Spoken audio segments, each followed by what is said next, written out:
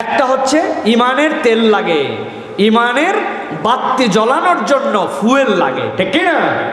ওই ফুয়েল যারা স্বীকার করে না, দুনিয়াতেও লাঞ্ছনা, পরকালেও বিপদ। আর যারা কোরআনের ফুয়েলে আসে না, বুঝতে হবে তাদের ভিতরের বাতি টেস্ট করা লাগবে আবার ইমান আছে কিনা। আর কোরআনের সাথে সম্পৃক্ত হওয়ার 5টা কারণ, যেটার সাথে জড়িত না হলে ইমানদার পরকালে মুক্তির বার্তা পাবে না, আল্লাহকে দেখবে না, জান্নাত অনেক সুদূর পড়া হতো। এই জন্য 0% নয়, বরং 100% আমাদেরকে মুসলমান হতে হবে। আল্লাহ যেন আমাদেরকে তৌফিক দান করেন, বলেন আল্লাহুম্মা আমিন।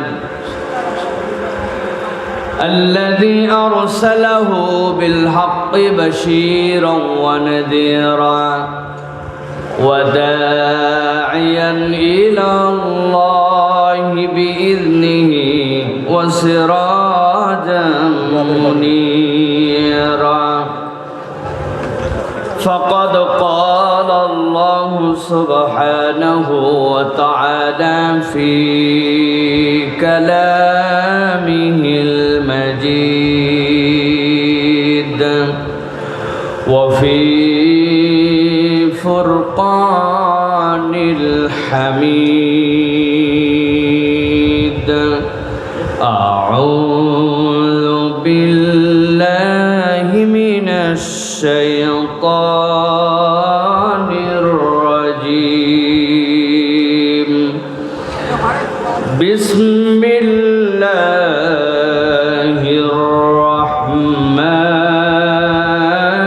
الرحيم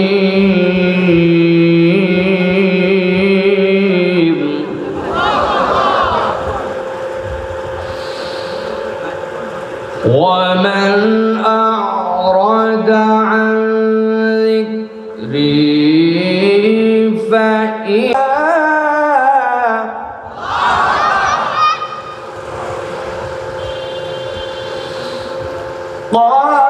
قال رب لما حشرتني أعمى وقد كنت بصيرا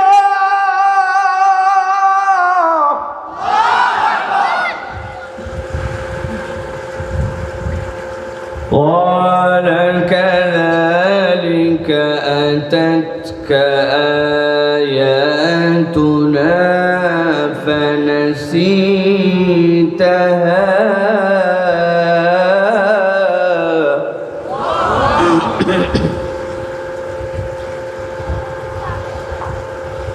قال سبحانه وتعالى آمرا ومخبرا إن الله وملائكته يصلون على النبي يا أيها الذين آمنوا صلوا عليه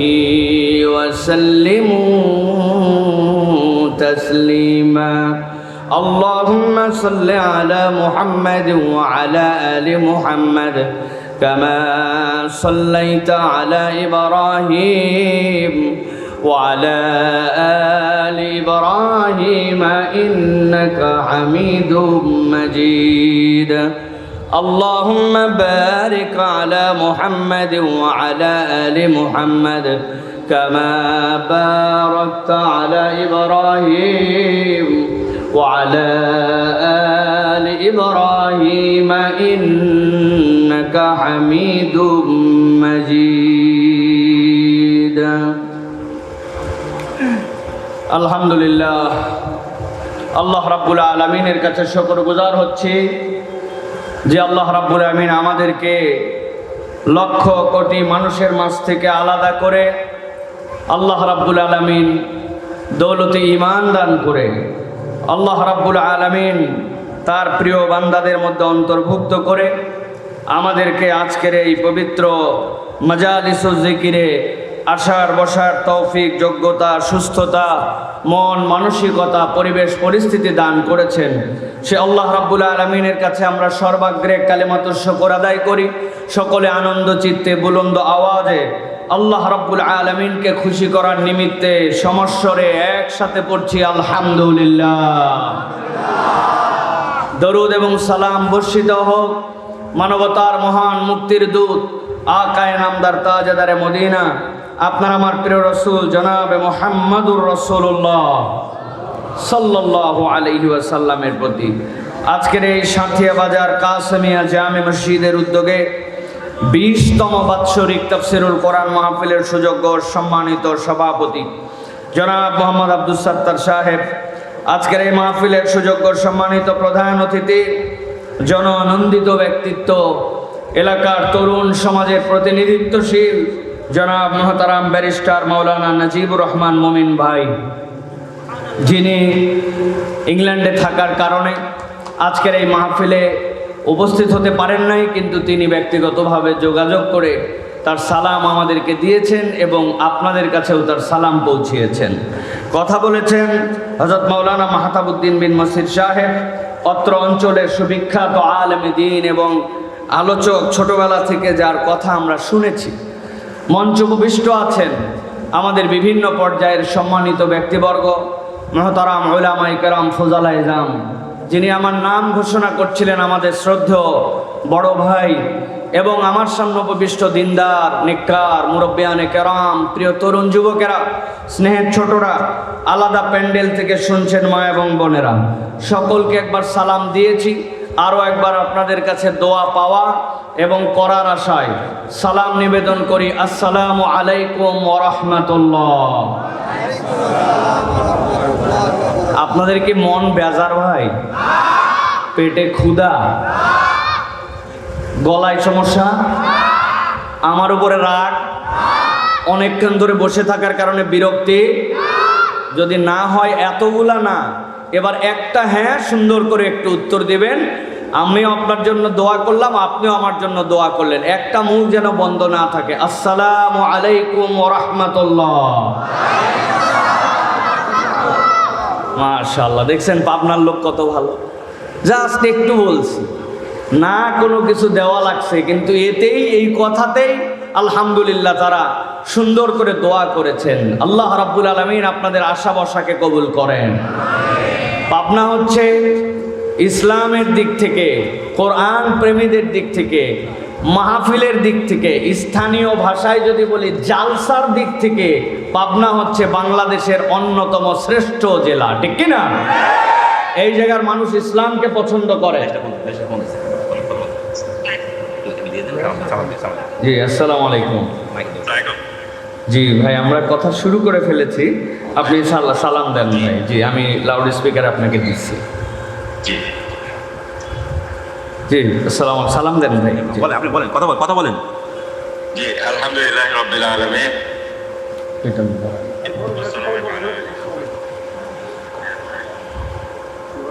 সম্মানিত এলাকাবাসী, আসসালামু আলাইকুম ওয়া রাহমাতুল্লাহি ওয়া বারাকাতুহু। আজকে আমরা সকলে উপস্থিত হতে পেরেছি, এর জন্য আল্লাহ শুকরিয়া আদায় করছি। মানবতার মুক্তির মহান দূত হযরত মুহাম্মদ সাল্লাল্লাহু আলাইহি ওয়াসাল্লামের প্রতি, যার পদাঙ্ক অনুসরণ করে আমরা আল্লাহর দ্বীনের পথে চলি। আমি আমার বক্তব্যের শুরুতেই আপনাদের কাছে ক্ষমা চেয়ে নিচ্ছি, আজকের এই অনুষ্ঠানে আরেকভাবে উপস্থিত থাকতে না আপনারা। তারপর আল্লাহ শুকরিয়া, আল্লাহ তাআলা আমাকে মনে হলো আপনাদের সাথে সালাম বিনিময় করার তৌফিক দান করেছেন। আপনারা আজকে আমি আশা করবো যে এই যে মাহফিল, এই মাহফিলটি একটি বরকতময় মাহফিল। এখানে আল্লাহর দ্বীনের কথা হবে, কোরআনের কথা হবে, হাদিসের কথা হবে। হাদিস থেকে আমরা জানতে পারি যে সমস্ত মাহফিলে আল্লাহর দ্বীনের কথা হয়, কোরআনের কথা হয়, এখানে আল্লাহ তাআলা তার রহমত নাযিল করেন। আফাতুল মালায়েকা, যারা এই অনুষ্ঠানে মাহফিলে উপস্থিত থাকেন তাদেরকে তারা ঘিরে রাখে। ওয়াগাশিয়াতুর রহমা, তাদের উপর আল্লাহ তাআলার রহমত নাযিল হয়। এবং শেষ পর্যন্ত যখন আমরা এই মাহফিল শেষ করে বিদায়, আল্লাহ তাআলা আমাদের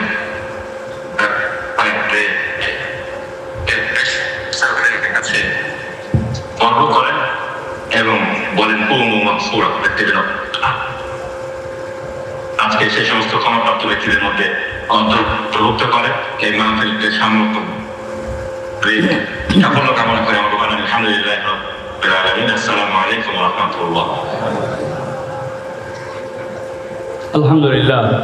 প্রিয় ভাইরা, আল্লাহ রাব্বুল আমিন আমাদেরকে আজকে এখানে এনেছেন, আমরা কোরআনুল কারীম থেকে কিছু কথা শুনব।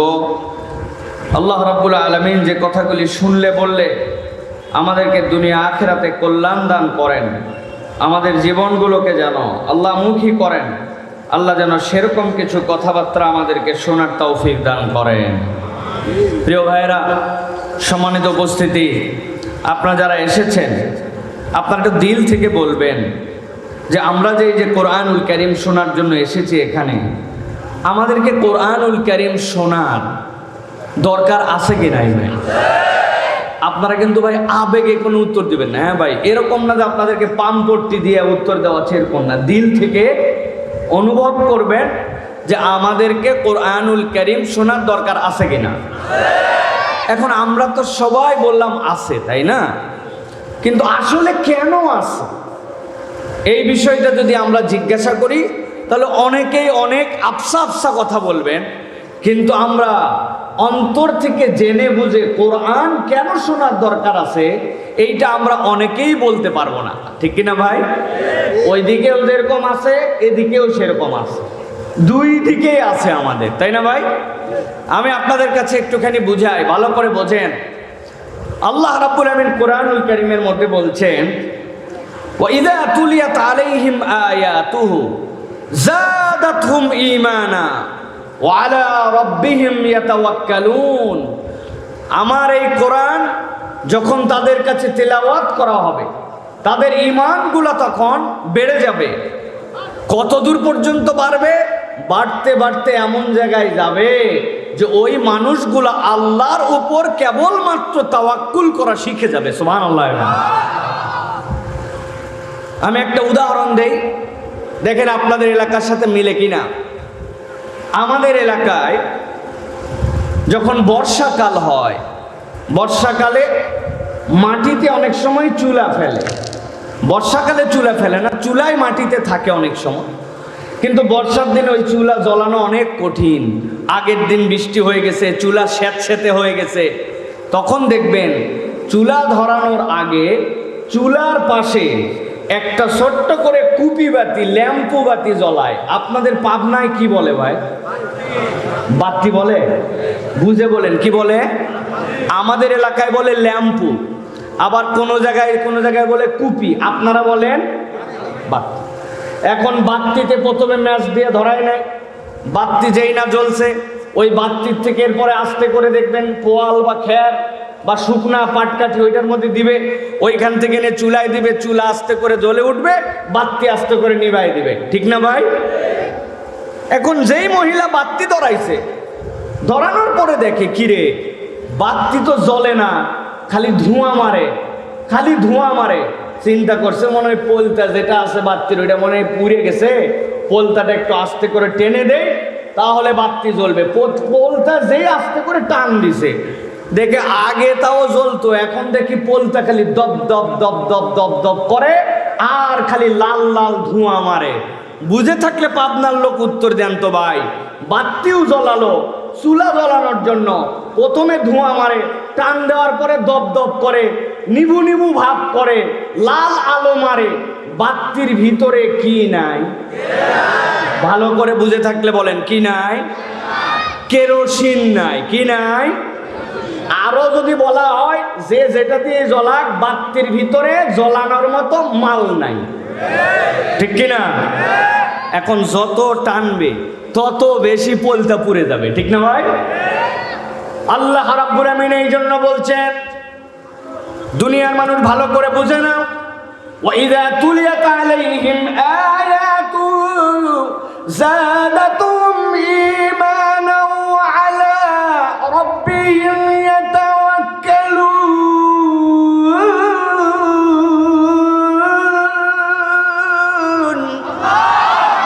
দুনিয়ার মানুষ, কোরআন তোমাদের এই জন্য দরকার, প্রত্যেকটা মানুষকে আল্লাহ রাব্বুল আমিন একটা ঈমান দিয়েছেন। ঈমানটা যেই মানুষটা গ্রহণ করে ওইটা বাহিরে দেখা যায় না, পেটের মধ্যে ক্ষুধা লাগছে, বান্দার সাথে সাথে তার খাদ্য খায়। যখনই পিপাসা লাগে বান্দা সেই সময় পানীয় পান করে। কিন্তু ইমানটা তার কেমনে তাজা হবে, ইমানটা তার কেমনে বৃদ্ধি পাবে, ইমানটা তার কি খাদ্য পাবে? আল্লাহ বলছেন দুনিয়ার মানুষ জেনে নাও, যখন তার কাছে আল্লাহর কালাম তেলাওয়াত করা হয়, কোরআনের তাফসীর হয়, ইসলামের মাহফিল হয়, মাজালিসুজ জিকির হয়, ওই বান্দাটার মধ্যে যদি পাত্তির মধ্যে যদি একটুখানি উতার জন্য তেল থাকে, আল্লাহ বলছেন ওইটা আস্তে করে বৃদ্ধি পেয়ে যায়, এত দূর পর্যন্ত তার আলো বৃদ্ধি পায়। ওয়ালা রাব্বিহিম ইয়াতাওয়াক্কালুন। ওই বান্দা দুনিয়ায় আর কারো প্রতি ভরসা করে না, কারো প্রতি আর তোয়াক্কা করে না, কোরআনওয়ালা ভরসা করে একমাত্র আল্লাহ হাতে। এই জন্য প্রিয় ভাইরা, কোরআনুল কারীম আমাদের শোনার দরকার আছে না নাই? আল্লাহ রাব্বুল আলামিন বলছেন, গভীর মনোযোগ দেন। যারা আপনারা মাঠের মধ্যে আসছেন, মনে করছেন এলাকার সবাই বোধহয় চলে আসছে, বিষয়টা কি তাই? ওই যে সামনে আসার সময় দেখলাম, আপনি যদি জোরে করে একটা বক্সিং মারেন, আপনার এই বক্সিং এর পাওয়ার কত, এইটা মাপার জন্য মেশিন নিয়ে আসছে। মানুষজন এদিকে মাহফিল হয়ে যাক, উনার ওইদিকে দেখার সময় নাই, উনি পকেট থেকে বক্সিং প্র্যাকটিস করতেছে। তার মানে পাশেই কোরআনের বাগান থাকার পরেও সব মানুষ ভিতরে আসতে পারে না। জাম্পিং নিয়ে আসছে, আসার পরে বাচ্চারা লাফাচ্ছে, আমি দেখলাম তাকায়া, বাচ্চারা লাফাক, আমি চাই এরকম কোরআনের মাহফিলগুলো এলাকার জন্য সাংস্কৃতিক কেন্দ্র হোক।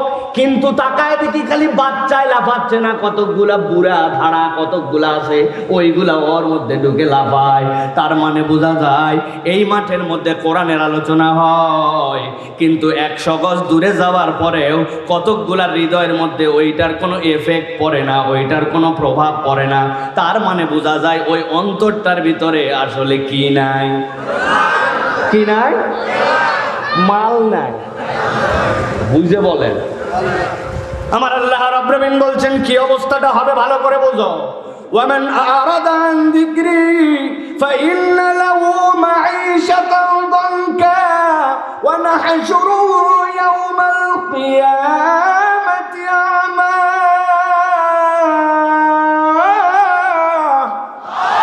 ও দুনিয়ার মানুষ, কোরআন আসার পরেও, কোরআন তোমার সামনে দেওয়ার পরেও তুমি যদি এই কোরআন থেকে নিজেকে ফিরাই নাও, তুমি যদি এখান থেকে নিজের মুখকে ফিরাই নাও, আল্লাহ রাব্বুল আলামিন বলছেন ভালো করে বুঝে নাও, রব্বুল আলামিনের এই কোরআন থেকে, আল্লাহর এই জিকির থেকে তুমি যদি নিজের মুখকে ঘুরায় নাও, ফাইন্না লাহু মাঈশাতান দানকা, এই দুনিয়ার জীবনটা তোমার লাঞ্ছনার জীবন হবে।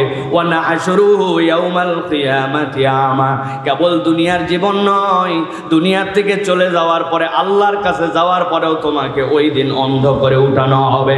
ওই দিন বান্দার আল্লাহর কাছে যাওয়ার পরে বলতে শুরু করবে, ক্বালা রাব্বি লিমা হাশারতানি আমা, এই রব্বুল আলামিন আমাকে কেন আজকে আপনি অন্ধ করে উঠাইছেন? দুনিয়ায় আমি 70 বছর বেঁচে ছিলাম, আমার চোখে চশমা লাগে নাই, কিন্তু আজকে আমি কেন অন্ধ? আল্লাহ বলতেছেন ওই দিন যাওয়ার পরে যেই বান্দারা বলবে ওয়া কদ কুনতু বাসীর, আমরা তো চোখওয়ালা ছিলাম, আল্লাহ তাদেরকে উত্তর দেওয়াবেন, কাযালিকা ক্বালা কাযালিকা আতাতকা আয়াতুনা, তোমাদের কাছে কোরআন এসেছিল, আল্লাহর বিধান এসেছিল, কোনটা হালাল তুমি জানতে, কোনটা হারাম তুমি জানতে, রব্বুল আলামিনের দ্বীনের বিধিবিধান তোমার কাছে পরিষ্কার হয়ে গিয়েছিল, কিন্তু তুমি গাদ্দার ছিলে, তুমি বড় বেশি অমনোযোগী ছিলে, তুমি এমন ফুটানি করছো, রাখ এইগুলা মাহফিল প্রত্যেক দিনই হয়, কি ওয়াজ করে সব জানাই আছে। আল্লাহ বলতেছেন যেরকম তোমার কাছে আয়াত আসার পরেও তুমি ভুলে গেছিলে, ওয়া কাযালিকাল ইয়াউমা তুনসা, এই হাসরের ভয়াবহ দিনে যারা কোরআন থেকে মুখ ফিরায় নিয়েছিল, রব্বুল আলামিনও সেদিন তাদেরকে ভুলে যাবেন। একসাথে সমস্যরে উত্তর দেন, হাসরের দিনে যদি আল্লাহ কারো থেকে মুখ ফিরায় নেন, তার কি বাঁচার আর কোনো কায়দা থাকবে? তাহলে আমাদের বাঁচার জন্য, আমাদের নিজেদেরকে রক্ষা করার জন্য আল্লাহ রাব্বুল আলামিনের কোরআন শোনার তাহলে দরকার আছে না নাই? জোরে বলেন, আছে না নাই? তাহলে আমরা আজকে যারা আসছি, আমরা এইটুকু তো অন্তত সাক্ষ্য দিচ্ছি যে আল্লাহ তোমার কোরআন শোনা আমাদের জন্য দরকার। এই কোরআনুল কারীম না শুনলে বাঁচার কোনো উপায় আমাদের, কোরআন না মানলে বাঁচার উপায়। এ বিষয়ে সকলে কি একমত? সবাই একমত? যারা যারা একমত 2 হাত উঁচু করে দেখান। কোনো কথা বলবেন না, থামেন থামেন থামেন, হাত নামান হাত নামান হাত নামান। আমি তুলাচ্ছি হাত, উনি নিচ্ছে স্লোগান। হলো পাবনাতে আপনাদের হাত সোজা করার মানেটা আমাকে আগে বুঝাই দিবেন। হাত সোজা করা মানে যদি এরকম হয় অথবা এরকম হয় অথবা, তাহলে ভিন্ন কথা। আর যদি হাত সোজা করার মানে এইরকম হয়, তাহলে হাত আপনার যদি ভালো থাকে, ভাঙ্গা না থাকে, আর আল্লাহ যদি আপনাকে হাত তোলার ক্ষমতা দেয়। এখন কারো যদি মোবাইল দুর্বল, অনেক দরজা আছে দেখবেন আপনি লাগাচ্ছেন, ও দরজা খালি কান্দে সারাদিন, আছে না ভাই? খুলতে চায় না, কারণ ওই মোবাইল নাই, গিরিজ নাই। এখন আপনাদের যদি কারো ব্যক্তিগত উদ্যোগে মোবাইল দেওয়া লাগে ভিন্ন কথা, আর যদি আল্লাহর দেওয়া মোবাইল থাকে আর হাত যদি সোজা করে বলতে হয় যে আল্লাহ রাব্বুল আমিনের কোরআন শোনার দরকার আছে, তাহলে টান টান করে 2টা হাত তুলবেন। রাজি আছেন? আল্লাহ রাব্বুল আমিনের কোরআন শোনার দরকার আছে? হাত সবগুলা কি উঠছে? আর একটা চান্স দিব, হাত নামান। এবার একসাথে হাত তুলবো আর ডানে বামে দেখবো। আর আমাদের এই মাহফিলে ঢোকার দরজা কয়টা ভাই? ওইটা একটা, আর এটা না। 5-7 জন ছেলে পেলে রেডি হও। একটা আল্লাহর বান্দা আর ভিতরে ঢুকতে পারবে না, ঢোকা শেষ। তোরা চটপটি খাইতে আসছিস, খেলতে আসছিস, তামসা মারতে আসছিস, এরা বাইরে, ঠিক কিনা? আমরা যে কয়জন আছে এ কয়জন ওয়াজ শুনে যাবার 2-1 মিনিট সময় দেওয়া হবে, এরপরে একটাও যেন ভিতরে না ঢুকতে পারে। ওরা রাস্তায় আছে, রাস্তার থেকে বাড়িতে চলে যাবে, ঠিক কিনা? দেখি এবার হাত 2টা টান টান করে সোজা করেন। করছেন সবাই? শক্ত হয়েছে? ডানে বামে একটু তাকান। এবার একটু নড়াচড়া দেন। দিছেন? একটু নড়াচড়া দিছেন। হাতটা এবার সোজা করেন, সোজা করছেন সবাই? এবার এরকম বুক বরাবর নেন, এই বরাবর। আমি যখন লিল্লাহে তাকবীর বলবো, হাত 2টো উপর দিকে ছুঁড়ে দিয়ে আল্লাহু আকবার বলতে হবে। পারবেন ইনশাআল্লাহ? যারা যারা পারবেন তারা গলাটা একটু পরিষ্কার করেন। হয়নি এই দেখলে একটাও গলা পরিষ্কার করে নেন। ভালো করে এবার গলাটা পরিষ্কার করে নেন। চাচারা রেডি তো সবাই? এই যে এইরকম করে বুক বরাবর হাত নিছেন সবাই। লিল্লাহে তাকবীর বললে আসমানের দিকে ছুঁড়ে দিয়ে জীবনের সর্বোচ্চ শক্তি বিনিয়োগ করে আল্লাহর জন্য একটা তাকবীর দিতে হবে। রাজি আছেন সবাই? দেখি এবার সকলে একটু তাকবীর দেন। লিল্লাহে তাকবীর, লিল্লাহে তাকবীর। আল কোরআনের আলো, আল হাদিসের আলো, তোমার নেতা আমার নেতা, আলেম ওলামা যেখানে, আল্লাহর আইন যেখানে, আলেম ওলামা যেখানে, লিল্লাহে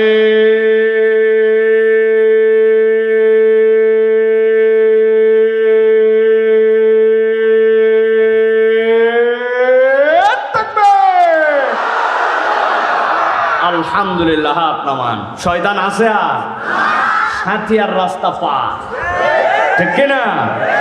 কাউকে মনে করাইছিল অনেকক্ষণ বসে আছি আর জানে কুলাই না, হুজুর আসছে ফুস করে কাটবো, শয়তান আর নাই, ঠিক কিনা? আল্লাহু আকবারের ধ্বনি যেখানে, শয়তান নাই সেখানে। এই জন্য অনেক দল আছে, পার্টি আছে, দেখবেন আল্লাহু আকবারের ধ্বনি পছন্দ করে না, আল্লাহু আকবারের স্লোগান দিতে পারে না। এই বাংলাদেশে আমরা দ্ব্যর্থহীন কণ্ঠে জানাই দিতে চাই, আল্লাহু আকবার কোন দলীয় স্লোগান নয়, পার্টি স্লোগান নয়, কোন দলীয় প্রতীক নয়। আল্লাহু আকবার ইমানদারের স্লোগান। ইমানদারের হৃদয়ে যতদিন পর্যন্ত ঈমান থাকবে, এই বাংলার আকাশে আল্লাহু আকবারের স্লোগান চলতেই থাকবে, চলতেই থাকবে, চলতেই থাকবে।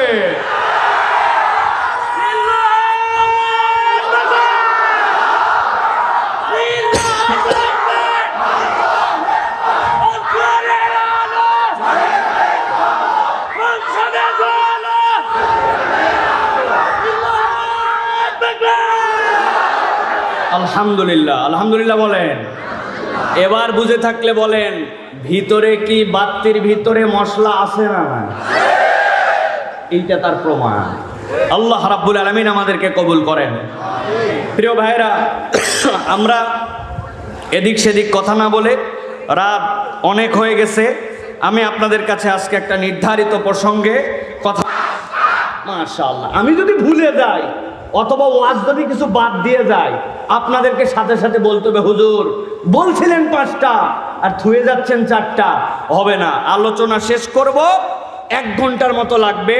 আলোচনা শুনবো, আমল করার নিয়ত করব, বাড়িতে যাব ইনশাআল্লাহ। আল্লাহ কবুল করবেন, আল্লাহুম্মা আমিন। প্রিয় ভাইরা, তাহলে কোরআনুল কারীমের সাথে সম্পৃক্ততার 5টা যে প্রয়োজন আছে, আমি কোরআন টু কোরআন এটা আপনাদের কাছে উপস্থাপন করব। আল্লাহ রাব্বুল আলামিন যেন সবচেয়ে বিশুদ্ধ কথাগুলি আমাদেরকে বলার তৌফিক দান করেন। 1 নম্বরে মুখস্থ করেন, আমি আপনাদের কাছে জিজ্ঞাসা করব আবার, আমি যদিও আজকে আপনাদের জন্য আমার পুরস্কার নিয়ে আসতে পারি নাই, কেননা আপনাদের এখানে আসছি, এইটা আপনাদের কাছে কোনো ফিলিংসের বিষয় না, আমি বুঝতেছি। কিন্তু আজকে আমি এখানে ওয়াজ করতেছি, এটা যদি নিউ ইয়র্কের কেউ দেখে তাহলে ওরা ঘাবড়ায় যাবে। কেন, গতকালকেও আমি নিউ ইয়র্কে ছিলাম, টানা 22 ঘন্টা ফ্লাইট, আসমানের উপরে 22 ঘন্টা পার করে বাড়িতে আসছি, বাড়ির থেকে জুম্মার নামাজ পড়ে আপনাদের এখানে চলে আসছি। আপনারা তো আর জানেন না, কিন্তু ওরা যদি দেখে তাহলে বলবে কি আশ্চর্য কথা, বিমান কি পাবনায় ল্যান্ড করছে নাকি?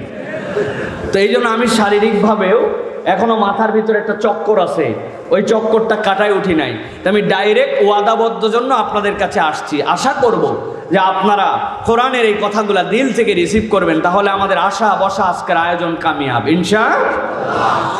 1 নম্বরে কোরআনুল কারীমের সাথে বান্দার সম্পৃক্ততার প্রয়োজন হচ্ছে, পথের দিশা যদি কেউ পেতে চায়, কোরআন ছাড়া মানুষের পথের দিশা পাওয়ার আর কোনো পরিপূর্ণ উপায় আমার কথা নয়, আল্লাহ রাব্বুল আলামিনের কথা। গভীর মনোযোগ দেন। আল্লাহ রাব্বুল আলামিন সূরা ইব্রাহিমের মধ্যে বলছেন, আলিফ লাম রা কিতাবুন আনজালনাহু ইলাইকা লিতুখরিজান নাসা মিনাজ যুলুমাতি ইলান নূর। আমার আল্লাহ রাব্বুল আলামিন কোরআনুল কারীমের 29টা সূরা, ওই সূরার শুরুতে আল্লাহ রাব্বুল আলামিন এইরকম আল হুরুফ আল মুকাত্তাআত ব্যবহার করেছেন, যেগুলা জায়গাতে আল্লাহ রাব্বুল আলামিন বিচ্ছিন্ন বিচ্ছিন্ন অক্ষর দিয়েছেন। আর বান্দাদেরকে জিজ্ঞাসা করতে আল্লাহ রাব্বুল আলামিন জিজ্ঞাসিত করেছেন, বলো তো বান্দা এটার অর্থ কি? কিয়ামত পর্যন্ত মুফাসসিররা যারা কোরআনের পণ্ডিত ছিলেন, কোরআনকে ব্যাখ্যা করেছেন, কোরআনের তাফসীর বলেছেন, তারা একটাই উত্তর দিয়েছেন, আল্লাহু আ'লামু বিমুরাদিহি, আমরা জানি না, আল্লাহ রাব্বুল আলামিন ছাড়া এর অর্থ আর কেউ বলতে পারে না। কিন্তু অবাক হয়ে দেখবেন আপনি, কোরআনের 29টা সূরার মধ্যে 26টা সূরার শুরুতে আল্লাহ রাব্বুল আলামিন যে অক্ষরমালা ব্যবহার করেছেন আশ্চর্যজনক ভাবে, তারপরে রব্বুল আলামিন কোরআনের পরিচয় তুলে ধরেছেন, আলিফ লাম মিম যালিকাল কিতাবু লা রাইবা ফি ইয়াসিন ওয়াল কুরআনিল হাকিম, আলিফ লাম রা কিতাবুন আনজালনাহু ইলাইক। আপনি অবাক হয়ে দেখবেন, আল্লাহ যেখানে এরকম অক্ষর দিয়েছেন, পরবর্তীতে রব্বুল আলামিন কোরআনের পরিচয় তুলে ধরেছেন। মুফাসসিররা ব্যাখ্যা করছেন, আল্লাহ বান্দাকে অক্ষম করে দিলেন, তুই আলিফ লাম মিম জানিস না, ইয়াসিন জানিস না, হামিম জানিস না, তাহা তুই জানিস না, কিন্তু আমি রব্বুল আলামিন বললাম, বান্দা থাম থাম, তোর জ্ঞান যেখানে শেষ, আমি আল্লাহ এরপরে তোর জন্য পরিচয় দিলাম। কোরআনুল কারীম হচ্ছে তোর জন্য পথ দেখাবে। আলিফ লাম মিম যালিকাল কিতাবু লা রাইবা ফি ইয়াসিন ওয়াল কুরআনিল হাকিম। আল্লাহ একই রকম ভাবে বলতেছেন, আলিফ লাম রা কিতাবুন আনজালনাহু ইলাইকা লিতুখরিজান নাসা মিনাজ যুলুমাতি ইলান নূর। ও আমার হাবিব, আপনার জন্য যে কিতাব দেওয়া হলো, অন্য কোনো কারণ নাই। এই মানুষগুলো অন্ধকার আচ্ছন্ন ছিল, এই মানুষগুলা জাহালাতের সর্বশেষে পৌঁছায় গেছিল। জাহালত মানে কি? অন্ধকার। মানুষ কেমনে অন্ধকারে পৌঁছালো? আরবের বুকে তো আলো ছিল, যদিও কারেন্ট ছিল না, কিন্তু রাত্রেবেলা তো তারা বাতি জ্বালাতো। আল্লাহ রাব্বুল আমিন বলছেন, ও আমার হাবিব, ওই মানুষগুলো এমন ধরনের নারীদের সাথে নির্যাতন করত, ছোট শিশুদের সাথে বিয়া, কিয়ামত পর্যন্ত কেউ আর এত দূর করতে পারবে না। ওই মানুষগুলা ডাকাত স্বভাবের ছিল, ওই মানুষগুলা আল্লাহর সাথে অন্যকে শরীক করত, ওই মানুষগুলা টোটা ফাটা বিষয় নিয়ে যুদ্ধ লাগায় দিত। আর ওই মানুষগুলার নেচার ছিল নারীদেরকে অসম্মান করা আর মূর্তি পূজার জন্য তারা পাগল ছিল। এই যে রোগগুলা ছিল, কেউ তাদেরকে মুক্তির বার্তা নিয়ে আসতে পারে নাই। আল্লাহ রাব্বুল আমিন তাদেরকে বললেন, কিতাবুন আনজালনাহু ইলাইক লিতুখরিজান নাস মিনাজ যুলুমাতি ইলান নূর। ওই মানুষগুলোকে অন্ধকার থেকে আমি আল্লাহ মাত্র 23 বছরে এমন আলোতে আনলাম, যেই মানুষগুলোকে আমি রব বলছি জাহেল, সেই মানুষগুলোর ব্যাপারে আমি আল্লাহ সার্টিফিকেট দিলাম, রাদিয়াল্লাহু আনহু ওয়া রাদু আন। আল্লাহ তাদের প্রতি খুশি, তারা আল্লাহর প্রতি খুশি।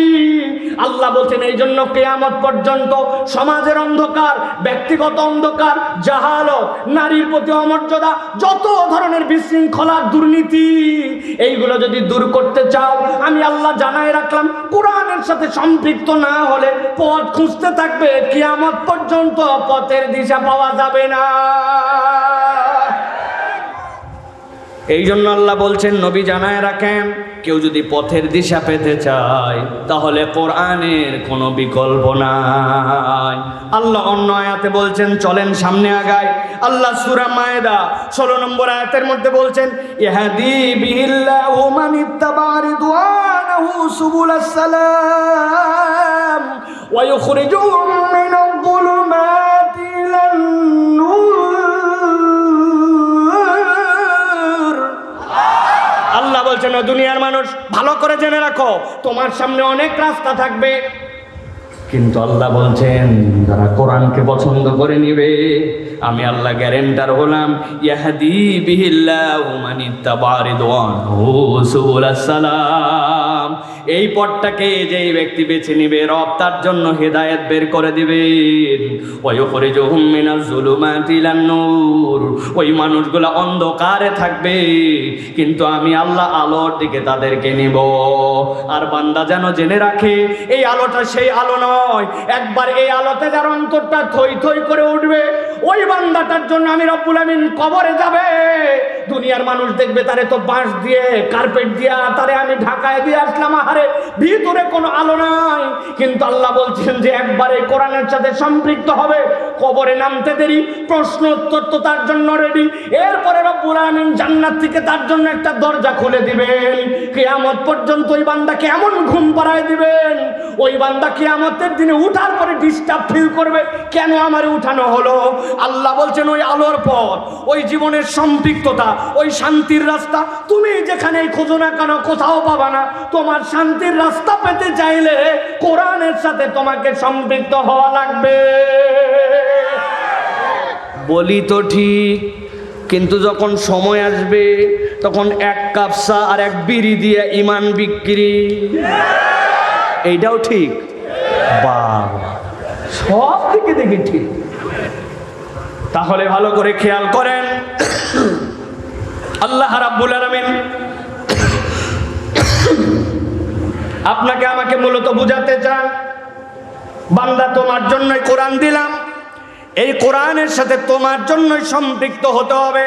তাহলে আমরা বিশ্বাস করি রব্বুল আলামিনের কাছে যদি আমরা আলো পেতে চাই, কোরআনুল কারীমের সাথে সম্পৃক্ত না হলে আমাদের কোনো উপায় নাই, ঠিক কি না?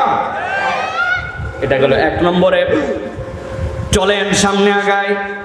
আল্লাহ রাব্বুল আমিন বলছেন, বান্দা এটা তো গেল তোমার 1 নম্বর, কিন্তু কোরআনের সাথে সম্পৃক্ত হওয়ার জন্য এর থেকেও গুরুত্বপূর্ণ বিষয় তোমার জীবনে আছে।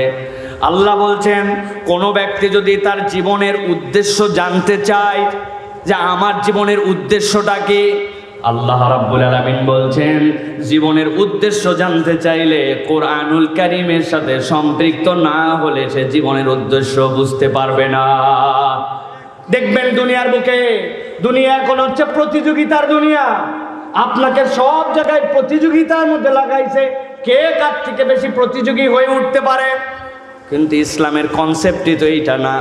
ইসলামের কনসেপ্ট হচ্ছে সহযোগিতা, আর আপনারে তারা লাগাইছে প্রতিযোগিতার মধ্যে। আল্লাহ রাব্বুল আমিন বলছেন সূরা মুলকের মধ্যে, আল্লাযী খালাকাল মাউতা ওয়াল হায়াতা লিয়াবলুয়াকুম আইয়ুকুম আহসানু আমালা।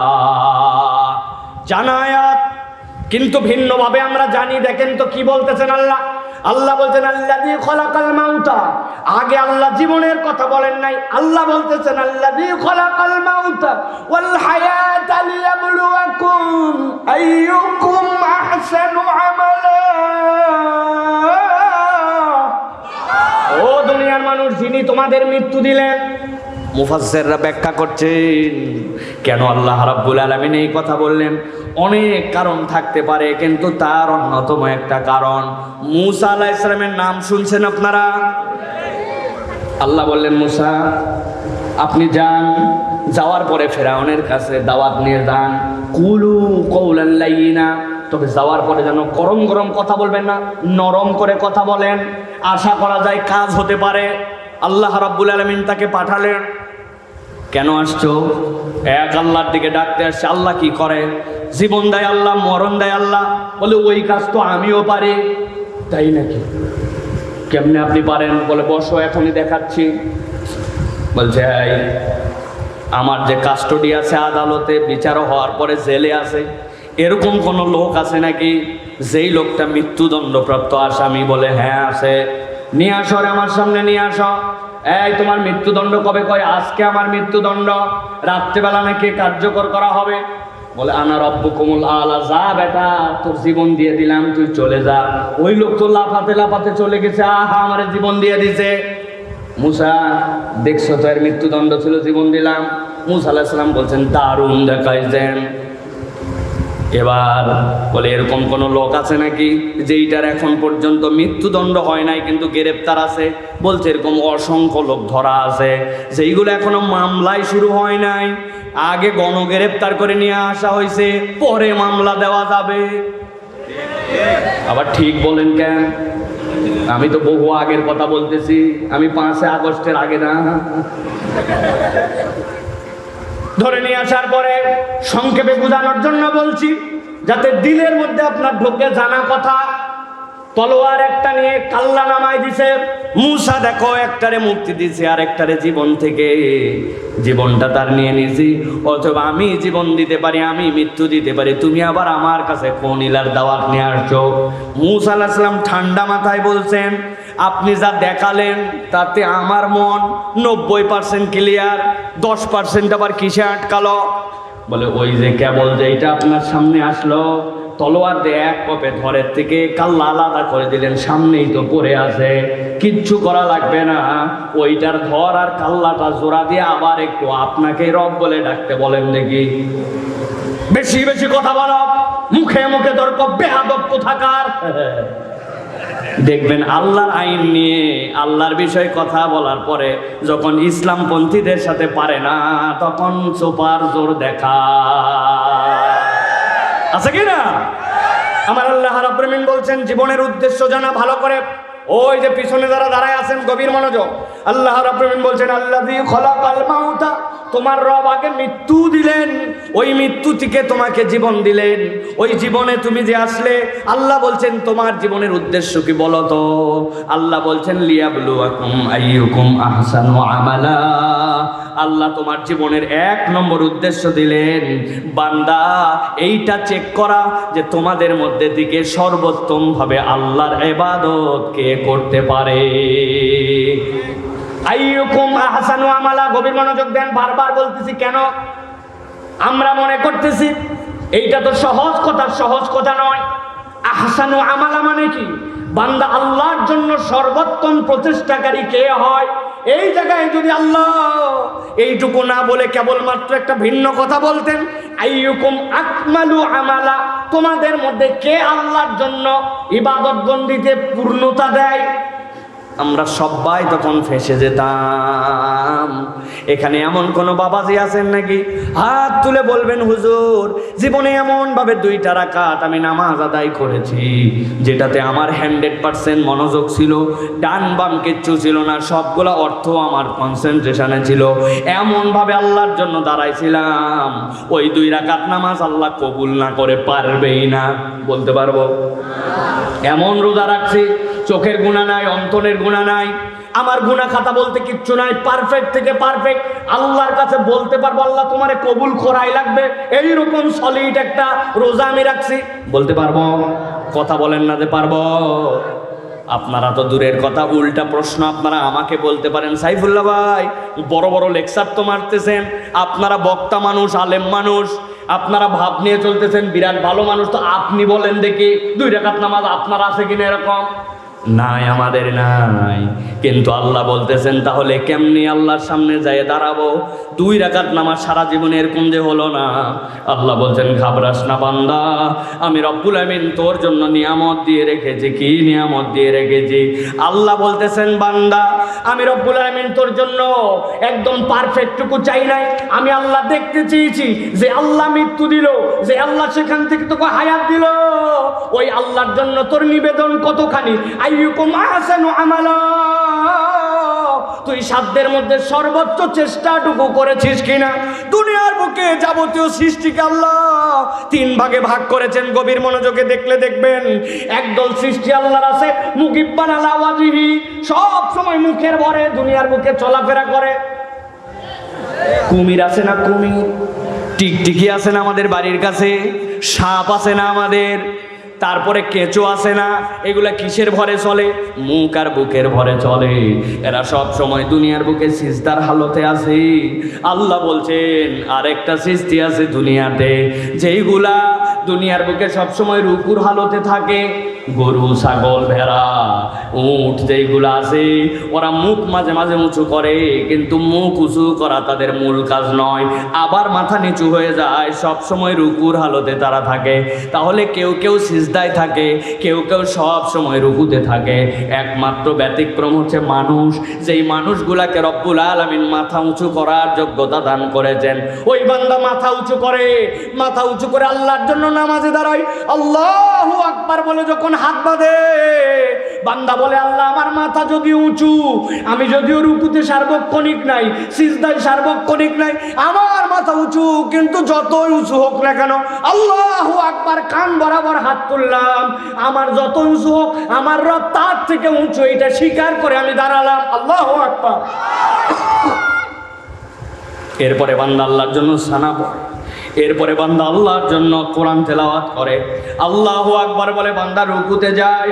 যখন বান্দা রুকুতে যায়, দুনিয়ার যাবতীয় রুকুকারী প্রাণীর মতো যখন সে মাথা হালায় ফেলে, রুকুতে যখন বান্দা গেছে তখন রুকুতে যে তাসবিহ পড়তেছে, আল্লাহ আমি যখন রুকুকারী তখন আমি তোমার প্রশংসা করি, সুবহানা রাব্বিয়াল আযীম, আমার আল্লাহ এত পবিত্র, যার মতো বড়ত্ব আর কারো নাই, আজিম রব আর কেউ নাই। বান্দা রুকুর মধ্যে যখন গেছে আল্লাহর কাছে, সেখানেও সুবহানা রাব্বিয়াল আযীম বলেছে, এরপরে সামি আল্লাহু লিমান হামিদা বলে দাঁড়িয়েছে। সামি আল্লাহু লিমান হামিদা বান্দার কথা নয়, আল্লাহ উত্তর দিচ্ছেন, ও বান্দা টোটা ফাটা তুই পড়েছিস, মনোযোগ রাখার চেষ্টা করছিলি, এদিক ওদিক দৌড়াইছে, তেলাওয়াত করছিলি, শুদ্ধ অশুদ্ধ সব মিলাই ছিল, তুই আল্লাহর জন্য নিবেদন করার চেষ্টা করছিস, সার্বক্ষণিক তোর মনোযোগ ছিল না। কিন্তু আমি আল্লাহ বললাম ওই আল্লাহু আকবার থেকে সুবহানা রাব্বিয়াল আযীম পর্যন্ত তুই যাই বলিস না কেন, সামি আল্লাহু লিমান হামিদা, আল্লাহ শোনা কিছুই বাদ দেয় নাই, তার বান্দা যা যা প্রশংসা করছে সব আল্লাহ শুনছে। আল্লাহু আকবার। বান্দা রব্বানা লাকাল হামদ বলেছে, বলার পরে পরে আল্লাহু আকবার বলে সিজদায় চলে গেছে, 6 অঙ্গ তার মাটিতে লেগে গেছে। গরু, ছাগল, পৃথিবীর যত প্রাণী আছে তাদের 6 অঙ্গ লাগে না, তাদের 2 হাত লাগছে, নাক লাগছে, কপাল লাগছে, 2 হাঁটু লাগছে, 2 পায়ের মাথা লাগছে, সবগুলা লাগাই সিজদায় চলে গেছে বান্দা। এবার বান্দা বলতেছে সুবহানা রাব্বিয়াল আ'লা। ও আমার আল্লাহ, তারাই ছিলাম আল্লাহু আকবার বলে রুকুতে থাকতে সুবহানা রাব্বিল আযীম বলছে, আমার মন ভরে নাই। এখন আমি সিজদায় নাকে খত দিয়ে গেছি, ওইখানে যাওয়ার পরে বলতেছি আমার থেকে নিচু যখন কেউ নাই, আমার যখন পশ্চাতে দুচু, মুশরিকরা বলতো এ আবার কোন ধর্ম মুহাম্মদ নিয়ে আসলো যে মাথার থেকে পাছা তার উঁচু হয়ে যায়, এইটা সিজদা তো তারা বোঝে নাই। আল্লাহ বলতেছেন তোর মাথা সবচেয়ে নিচে, তোর পশ্চাতের উপরে। তখনও বান্দা তুই বলতেছিস সুবহানা রাব্বিয়াল আ'লা। আমার মাথা যখন নিচে, আমার রব তখন সবচেয়ে উপরে। বান্দা যদি বুঝে বুঝে এইটা বলে, সিজদাতে থাকা অবস্থাতে বান্দাকে রব্বুল আলামিন মাফ করে দেয়। আল্লাহ বলতেছেন আমি বান্দা দেখতে চাই জীবনের উদ্দেশ্যটা কি। তুই যদি কোরআন না পড়িস বুঝবি না। তোরে তো নানানজন নানান কাজে লাগাই দিছে, আমি তো মূলত তোরে লাগাইছি আইয়ুকুম আহসানু আমালা। তুই উত্তম করে আমার ইবাদত করতে পারিস কিনা। রোজা রাখি কিন্তু হক আদায় করতে পারি না, রোজা ছেড়ে দেই নাই। সালাত আদায় করি মনোযোগ থাকে না কিন্তু বাদ দিয়ে দেই নাই। আমি এইটার সাথে কন্টিনিউ লেগে আছি। আল্লাহ বলছেন আমি ওই লাগাটাই দেখতে চাই, উত্তম করে কে লাগে। এইটাই হচ্ছে তোর জীবনের উদ্দেশ্য। আল্লাহু আকবার। এবার আল্লাহ বলছেন নবী জানায় রাখেন তার জন্য আরেকটা জীবনের উদ্দেশ্য আছে। কুনতুম খায়রা উম্মাতিন উখরিজাত লিন-নাস তা'মুরুনা বিল মা'রুফ ওয়া তানহাউনা আনিল মুনকার। আল্লাহ বলতেছেন দুনিয়ার মানুষ, তোকে এমনি এমনি সৃষ্টি করা হয় নাই। যত জাত আছে তার মধ্যে তুমি শ্রেষ্ঠ। মুহাম্মদ সাল্লাল্লাহু আলাইহি ওয়াসাল্লামের উম্মত আদম আলাইহিস সালাম থেকে ঈসা আলাইহিস সালাম পর্যন্ত যত কওম আসছে তার মধ্যে সর্বশ্রেষ্ঠ। কেন? আল্লাহ বলছেন জীবনের উদ্দেশ্য বোঝো। তা'মুরুনা বিল মা'রুফ ওয়া তানহাউনা আনিল মুনকার। আল্লাহ বলছেন তোমার দায়িত্ব তো এইটা, আল্লাহ রাব্বুল আলামিনের জন্য তুমি সৎ কাজে আদেশ করবে আর মানুষকে অন্যায় থেকে ফিরাবা। যার মধ্যে সৎ কাজের আদেশ আছে আর অন্যায় থেকে ফিরানো আছে, ওই মানুষের জীবনের সার্থকতা আছে। কিন্তু একটু বুকে হাত দিয়া যারা এই যে আবেগ নিয়ে মাঠের মধ্যে গরমের মধ্যে বসে কোরআন শুনতেছেন, বলেন তো আমাদের সমাজে কি সৎ কাজের আদেশ আর অন্যায়ের ফিরানিটা চলমান আছে? কিছু সৎ কাজ থাকলেও অন্যায় থেকে কেউ ফিরায় না, উল্টা বলে বাবা ঝামেলা বাড়ানির দরকার নাই। ঠিক না? কই খাবুলা তো মাহালুকা আছে না মা?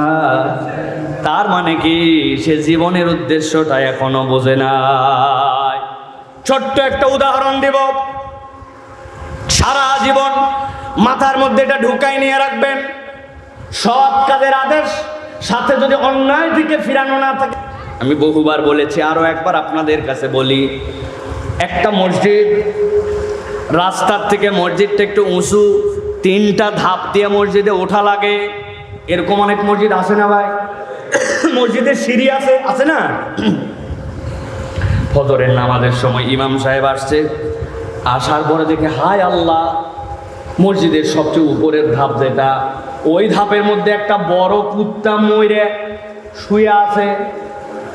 চিন্তা করছে নাউজুবিল্লাহ, কুত্তা মরার আর জায়গা পেল না। হুজুর জুতা নিচে রাইখে দ্বিতীয় ধাপের থেকে প্রথম ধাপে না উঠে লাফ দিয়ে ভিতরে গেছে। আস্তাগফিরুল্লাহ বলে যে কয়টা মুসল্লি আছে সবাই বলছে আস্তাগফিরুল্লাহ। কুত্তা মরার জায়গা পেল না, সবাই ভিতরে গেছে। ফজরের পরে হুজুর বলছে বাবারা নামাজ পড়ে শর্ট করে চলে যায় না, দেখছেন তো কি ঘটনাটা ঘটছে। কুত্তা মরার জায়গা পায় নাই, মরছে তো মরছে ওই সিঁড়ির উপরে। ফজরের পরে দোয়া হবে, কুত্তা সরানোর জন্য বসবেন সবাই। হুজুর দোয়া করছে ফজরের পর, রব্বুল আলামিন তোমার মুসল্লিরা মসজিদে আসছিল, কুত্তা মরার জায়গা পায়নি, 3 নম্বর সিঁড়িতে মরছে। আল্লাহ রব্বুল আলামিন দয়া করে মেহেরবানি করে আল্লাহ কুত্তা তুমি সরায়া দাও। এই দোয়া করে ফজরের নামাজ লোকজন লাফ দিয়ে দিয়ে পাড়া দিয়ে চলে গেছে। ওই দিন ছিল কঠিন সূর্যের দিন, বাপরে গরম। জোহর হতে হতে সূর্যের আলো লাগা একদম কুত্তার পেট ফুলে একটা মাত্র লিক হয়ে গ্যাস বাড়াইছে। জোহরের সময় যারা আসছে তারা তো গন্ধে অবস্থা খারাপ, নাক ধরে বলছে আস্তাগফিরুল্লাহ, কুত্তা লাফ দিয়ে দিয়ে ভিতরে গেছে। যে কয়জনই যাওয়ার পর ইমাম সাহেব বলল, হায় হায় ফজরে তো এত বড় দোয়া হলো, কাজ হয় নাই, নিশ্চয়ই তবারক দেয় নাই জন্য মনে হয় কাজ হয় নাই। লোকজনকে বলছে অবস্থা খারাপ, এই অবস্থা চলতে থাকলে আসরে তো মসজিদে ঢোকা কঠিন, অতএব আসরের ওয়াক্তে দোয়া হবে তবারক দিয়ে কুত্তা সরানো। বুঝে থাকলে বলেন। এখন যদি কুত্তার জন্য দোয়া করে হুজুর আর কান্নাকাটি করে, আল্লাহ এতগুলো মুসল্লি মিলে হাত তুলেছে, রব্বুল আমিন তুমি দয়া করে কুত্তা সরাও, একদিন পার হওয়া লাগবে না, কুত্তা তো সরবেই না, উল্টা আরো মসজিদের ভিতরে মুসল্লি ঢুকতে পারবে না। ঠিক না? কেন এই উদাহরণ দিলাম? আল্লাহ নবী সাল্লাল্লাহু আলাইহি ওয়াসাল্লাম বলেছেন, মান রাআ মিনকুম মুনকারান ফালিয়াতাগায়্যারহু বিয়াদিহি ফাইন লাম ইস্তাতি বিলিসানিহি ফাইন লাম ইস্তাতি ফাবিকলবিহি ওয়া যালিকা আদাফুল ঈমান। নবী জানালেন, তোমার হাতের যদি পাওয়ার থাকে, খারাপ কিছু দেখলে তুমি আগে পাওয়ার দেখাবা, সেইটা না পারলে তুমি মুখ দিয়ে বলবা, সেইটা না পারলে তুমি অন্তর দিয়ে ঘৃণা করবা। আপনি প্রথমটাও বাদ, দ্বিতীয়টাও বাদ, আপনি নবীর হাদিস সিরিয়াল উল্টাইছেন, উল্টাই আপনি আস্তাগফিরুল্লাহ কুত্তা খারাপ, আস্তাগফিরুল্লাহ গন্ধ। আপনি যদি আস্তাগফিরুল্লাহ গন্ধ বলেন, তাহলে মসজিদের মধ্যে ঢোকায় আপনার কঠিন হবে। এই জন্য তা'মুরুনা বিল মারুফি ওয়া তানহাউনা আনিল মুনকার, অন্যায় যেখানে হবে মুসলমান সেখানে পাওয়ার ক্রিয়েট করবে, যদি পাওয়ার না থাকে মুখ দিয়ে প্রতিবাদ করবে। সমাজ থেকে যদি অন্যায়ের প্রতিবাদকারী চলে যায় আর সমাজ থেকে যদি অন্যায়ের বলার লোক যদি কমে যায়, তাহলে ওই সমাজটা এমন দুর্গন্ধের হবে, মসজিদে ঢোকা যেরকম কঠিন, ওই সমাজে বসবাস করাও কঠিন হবে। ঠিক না? অমুকের বাচ্চাটা গাঁজা খায় আপনি জানেন, কিন্তু উনি বলে না, কারণ কি? উনি বহু আগে গাঁজা খাওয়া বাদ দিছে, উনি এখন ফেন্সি খায়। ঠিক কিনা? এই জন্য ওই লিডাররা আর কথা বলতে পারে না। এই জন্য আপনাকে চয়েস করতে হবে, ইসলামের পক্ষে কে, আল্লাহর পক্ষে কে, সৎ কাজের আদেশ দিতে ভয় পায় না কে, অন্যায় থেকে জীবন বাজি রাখে ফিরায় কে, আগামীর বাংলাদেশে আমার লিডার হবে সে। ঠিক কিনা? আমি কি কোনো দলের পক্ষে বলছি ভাই? আল্লাহ রাব্বুল আমিন এই জন্য বলছেন, অন্তর থেকে তোমার ঘৃণা করা এবং সৎ কাজের আদেশ এবং অন্যায় থেকে ফিরানো, এইটা হচ্ছে আল্লাহ রাব্বুল আলামিন বান্দার মধ্যে তখনই বুঝ দিবেন যখন বান্দা নিজেকে কোরআনের সাথে সম্পৃক্ত করবে। তাহলে দুনিয়ার বুকে আমাদেরকে জীবনের উদ্দেশ্য জানাই হচ্ছে কোরআন। ঠিক না? তাহলে কোরআনের সাথে সম্পৃক্ত হওয়ার প্রয়োজন কয়টা? ভুলে গেছেন কয়টা? বলছি কয়টা? বাকি আছে কয়টা? চলবে চলবে চলেন। 3 নম্বরে, দুনিয়ার মানুষ যদি কোরআনুল কারীমের সাথে সম্পৃক্ত না হয়, আল্লাহ রাব্বুল আলামিন বলছেন প্রত্যেকটা মানুষের জীবনে একটা সত্যতার অনুভব আছে, একটা সততার অনুভব আছে। কোরআন ছাড়া আপনাকে কেউ কখনো সততার অনুভব দিতে পারবে না। আপনি যতই ফিলিংস নিয়ে ঘোরেন না কেন, আপনি যদি কোরআনের বিধানের প্রতি পূর্ণাঙ্গ বিশ্বস্ত না হন, তাহলে কোরআন ছাড়া কেউ আপনাকে হৃদয়ের মধ্যে সততার অনুভব দিতে পারবে না। আমার কথা নয়, আল্লাহ রাব্বুল আমিনের কথা। আল্লাহ বলছেন, আল্লাযীনা ইউমিনুনা বিল গায়বি ওয়া ইউকিমুনাস সালাতা ওয়া মিম্মা রাযাকনাহুম ইউনফিকুন। আল্লাহ বলছেন, দুনিয়ার মানুষ ভালো করে বুঝে নাও, আল্লাযীনা ইউমিনুনা বিল গায়ব, যারা আল্লাহ রাব্বুল আমিনের গায়বে বিশ্বাস করে। গায়বে বিশ্বাস মানে কি? যেইটা আমার মাথায় ধরে ওইটাও মানি, যেইটা আমার মাথায় ধরে না ওইটাও মানি, ওর নাম হচ্ছে ঈমান। ঠিক কি না? আর কতগুলা লোক আছে দেখবেন ইসলামের বিধিবিধান নিয়ে যুক্তি তর্ক করে, আল্লাহর বিধান তাদের পছন্দ হয় না। নামাজের ইসলাম মানে, রোজার ইসলাম মানে, মাঝে মাঝে প্রয়োজন পড়লে হজের ইসলাম মানতেও রাজি আছি, সুযোগ সন্ধানী যাকাত দাতাও তো হয়। কিন্তু যদি বলা হয় আল্লাহ তো কেবল এইটুকুই দেয় নাই, আল্লাহর দেওয়া দণ্ডবিধিও তো আছে, আল্লাহর দেওয়া তো আল্লাহর পক্ষ থেকে দুনিয়া চালানোর নীতিমালাও তো দেওয়া আছে, এই কথা বললে ওই লোকেরা সাথে সাথে দল আর পার্টি খোঁজে। আছে কি না? প্রিয় ভাইরা, অনুভব করেন ভালো করে। দুইটা উদাহরণ দেব আপনাদের জন্য, হৃদয় থেকে কল্পনা করেন সত্যতার অনুভবটা ইসলামের বিধান দিয়ে কেমনে হয়। একটা লোক, ধরেন কথা বলতেছি, কোন একটা মেয়ে একটা গ্রুপের দ্বারা, একটা ছেলেদের দ্বারা সবচেয়ে নিকৃষ্ট অভিজ্ঞতা তার জীবনে পেয়ে গেছে, তার প্রতি সবচেয়ে বেশি দুনিয়ার সেরা জুলুমটা তার প্রতি হয়ে গেছে, ধরেন বলছি। এখন এইটা যখন হয়েছে, হওয়ার পরে সেই বোনটা উদ্ধার হয়েছে, হওয়ার পরে বাড়িতে নিয়ে আসছে। এখন তার একটা ভাই আছে, তার একটা ভাই সিসি ক্যামেরা ফুটেজ দেখে প্রমাণ পাওয়া গেছে যে এই মহিলাটার সাথে এই তিনজন লোক এই কাজটা করছে। এখন সে যদি ভাইয়ের মতো ভাই হয় আর তাদেরকে যদি চিনে ফেলে আর দেখে প্রশাসন অ্যাক্টিভ না, তাহলে সে এরকম নিয়ত যদি করে, বাড়ির মধ্যে যে নারিকেল কাটা, তালের ঢিঙ্গা কাটা অথবা বড় একটা পদ্মা আছে ওইটা হাতে নিয়ে বলছে সামনে, এখন ওইটারে যদি পাই আমার যা হয় হবে, পরে দেখা যাবে, আরে আমার বোনের সাথে যে খারাপ আচরণ করছে তার কল্লার থেকে ধোয়ার আলাদা করব আগে, তারপরে আমি দুনিয়ায় আছি কি না আছে, এরকম কথা যদি বলে, এরকম যদি ইমেজে যায়, তাহলে ওই ছেলেটা যদি এই কাজ করে, এটা কি যৌক্তিক না অযৌক্তিক? যৌক্তিক। তার ভাষায় আমার বোনের সাথে এরকম অন্যায় হয়েছে, আমি এটা সহ্য করব না, অতএব সে দৌড়ায় চলে যাচ্ছে, তাকে শেষ করে ফেলবে দুনিয়ার থেকে। দুনিয়ার বুকে আপনার বিবেকে যদি এইটাকে যৌক্তিক বলে, তাহলে আল্লাহ রাব্বুল আমিন বান্দার জন্য আইন দিলেন সকলের বোনের তো ভাই থাকবে না, সব সমাজে সব পুরুষের তো এরকম সাধ্য হবে না, ভিকটিমকে এরকম আচরণ করবে সেটাও তো পারবে না। ওটার লিগ্যালিটি কি? আল্লাহ বলছেন কেউ যদি এরকম অন্যায় করে, আল্লাহর দেওয়া দণ্ডবিধি অনুযায়ী বিবাহিত অবিবাহিত আলাদা হিসাব থাকবে, তবে রজম করে পাথর নিক্ষেপ করে তাকে দুনিয়ার থেকে তুলে দিতে হবে। এই কথা বললে ইসলামের আইন অপছন্দ হয়ে যায়, আর আগেরটা বললে আবেগ তাকে বিবেক জাগাইছে বলে তারা সমর্থন দেয়। এই শ্রেণীর লোক আমাদের দেশেও বিদ্যমান, সব মানতে রাজি, আল্লাহ শরীয়তের কথা বললে তাদের গায়ে চুলকানি ওঠে। আছে কিনা? আমার আল্লাহ রাব্বুল আমিন বলছেন আল্লাযীনা ইউমিনুনা বিল গায়বি ওয়া ইউকিমুনাস সালাতা ওয়া মিম্মা রাযাকনাহুম ইউনফিকুন। ও দুনিয়ার মানুষ, ভালো করে বুঝে নাও, আল্লাহ রাব্বুল আমিনের কোরআন ইউমিনুনা বিল গায়ব মানে কি? তোমার কোনো ধানাই পানায় বিশ্বাসের সুযোগ নাই। কোরআন মানা মানে কোরআনে পূর্ণ মানা, ঠিক কি না? আন্দাজে ঠিক বলেন না? আমি একটা কালেমা বলবো, দেখি আপনাদের কার কার মুখস্থ আছে। যাদের মুখস্থ আছে আমার সাথে পড়বেন, যাদের নাই পড়ার দরকার নাই। আমানতু বিল্লাহি ওয়া মালাইকাতিহি, মুখস্থ আছে? তারপরে কি?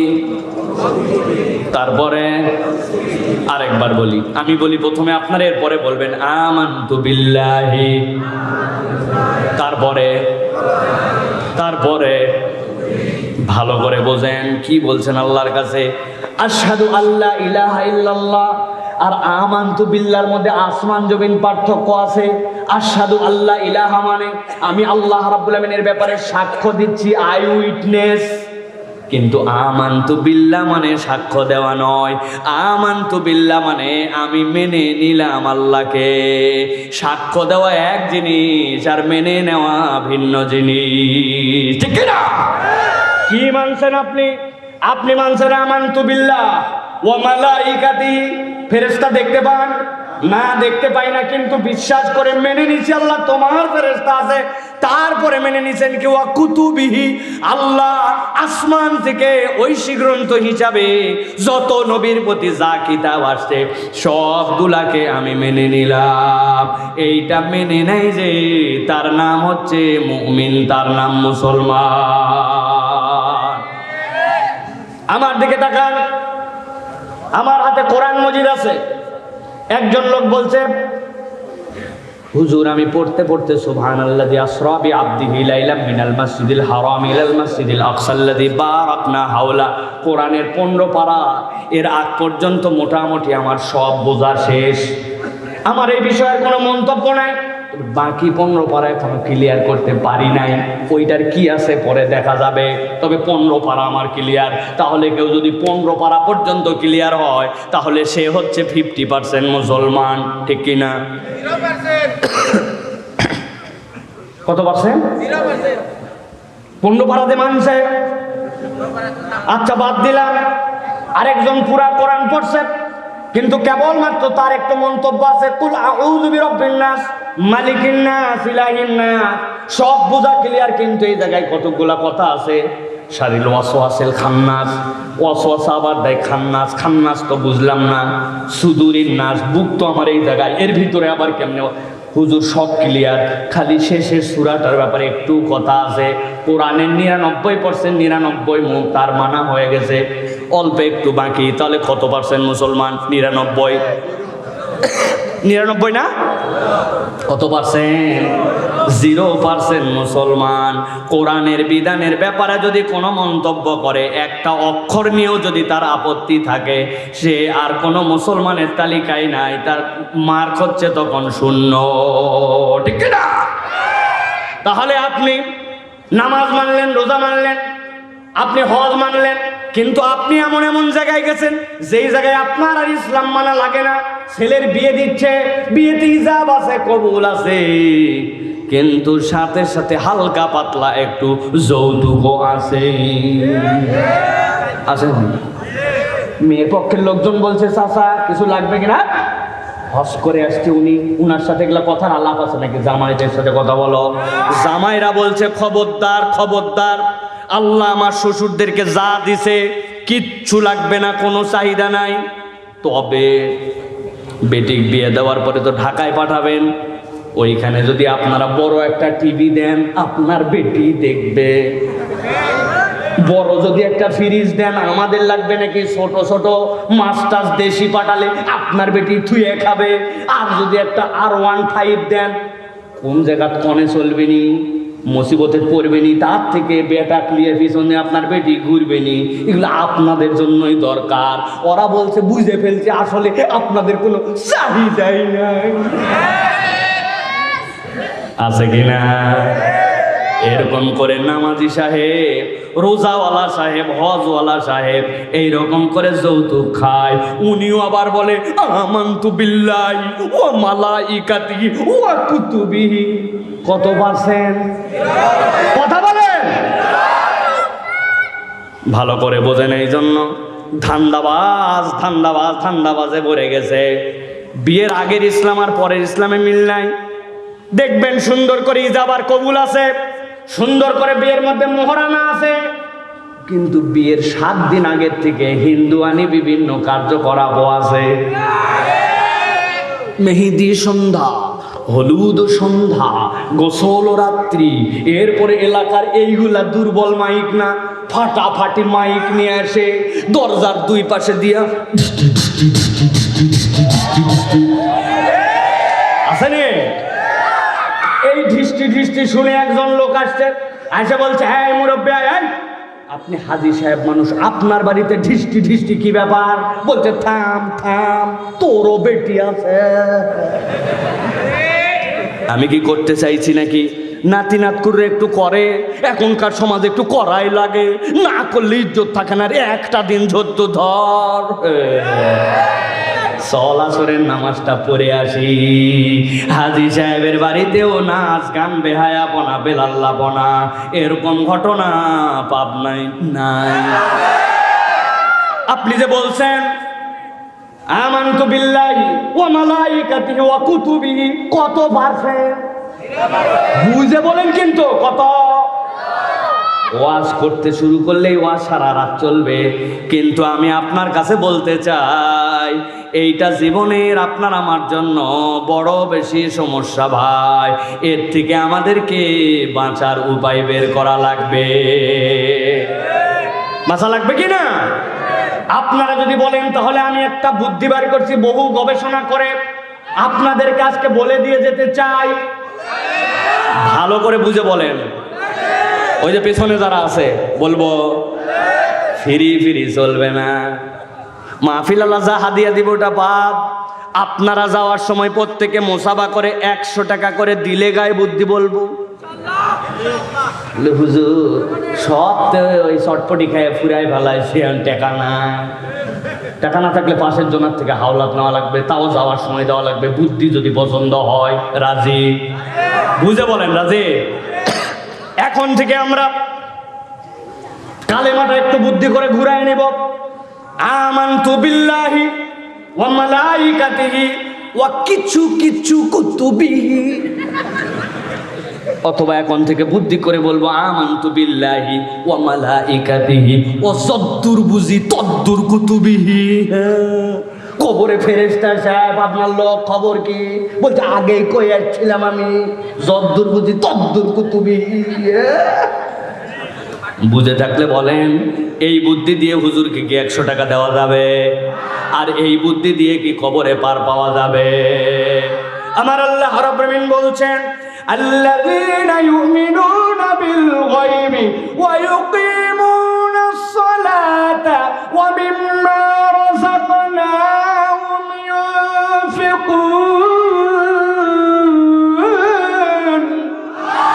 ও দুনিয়ার মানুষ, ভালো করে জেনে নাও, ভালো করে মাথার মধ্যে ঢুকায় নাও। জীবনে যদি সত্যতার অনুভব পেতে চাও আর সততার অনুভব পেতে চাও, দানাই পানাই করা মুসলমান হওয়া চলবে না। আমার মাথায় ধরলেও মানি, আমার মাথায় না ধরলেও মানি। আমার আল্লাহ যা বলেছেন, আমার রসুল যা বলেছেন, ওর উপরে আমার কোনো বক্তব্য নাই, মন্তব্য নাই। আল্লাহ বলছেন 1 নম্বরে গুনাহওয়ালা হবে, 2 নম্বরে ইকুমুনাস সালাহ, ওই ব্যক্তির কাছে সালাত সবার আগে প্রায়োরিটি পাবে। দুনিয়া একদিক, তার সালাত একদিক। আর 3 নম্বর তার গুণ হবে ওমিম্মা রাযাকনাহুম ইউনফিকুন। আল্লাহ রাব্বুল আমিন তাকে যে রিজিক দিয়েছেন, মিম্মা রাযাকনাহুম, তার রিজিক নয়, আমি আল্লাহ তাকে যে রিজিক দিয়েছি, ইউনফিকুন, সেখান থেকে যে খরচকারী হবে। এই 3 গুণ যদি একবার বান্দার মধ্যে ঢুকে যায়, আল্লাহর সাথে তার সম্পর্ক এমন হয়ে যাবে, দুনিয়ার বুকে সে একটা আনন্দের জিন্দেগি আর সততার অনুভব পেয়ে যাবে। সুবহানাল্লাহ। ভাই এগুলার ঘোরাফেরা করেন না, যা আছে তাই বাস। আমার বিরাট প্রবলেম হয়। তাহলে আল্লাহ রাব্বুল আলামিনের এই কোরআনের সাথে সম্পৃক্ততার 3 নম্বর কারণ হচ্ছে জীবনের সত্যতা এবং সততার অনুভব। আপনি বুকে হাত দিয়ে দেখেন, অধিকাংশ মুসলমান তরুণ যুবক ভাল লাগতেছে না। কেন ভাল লাগে না? কই তা জানলে আবার তো বলি নাকি।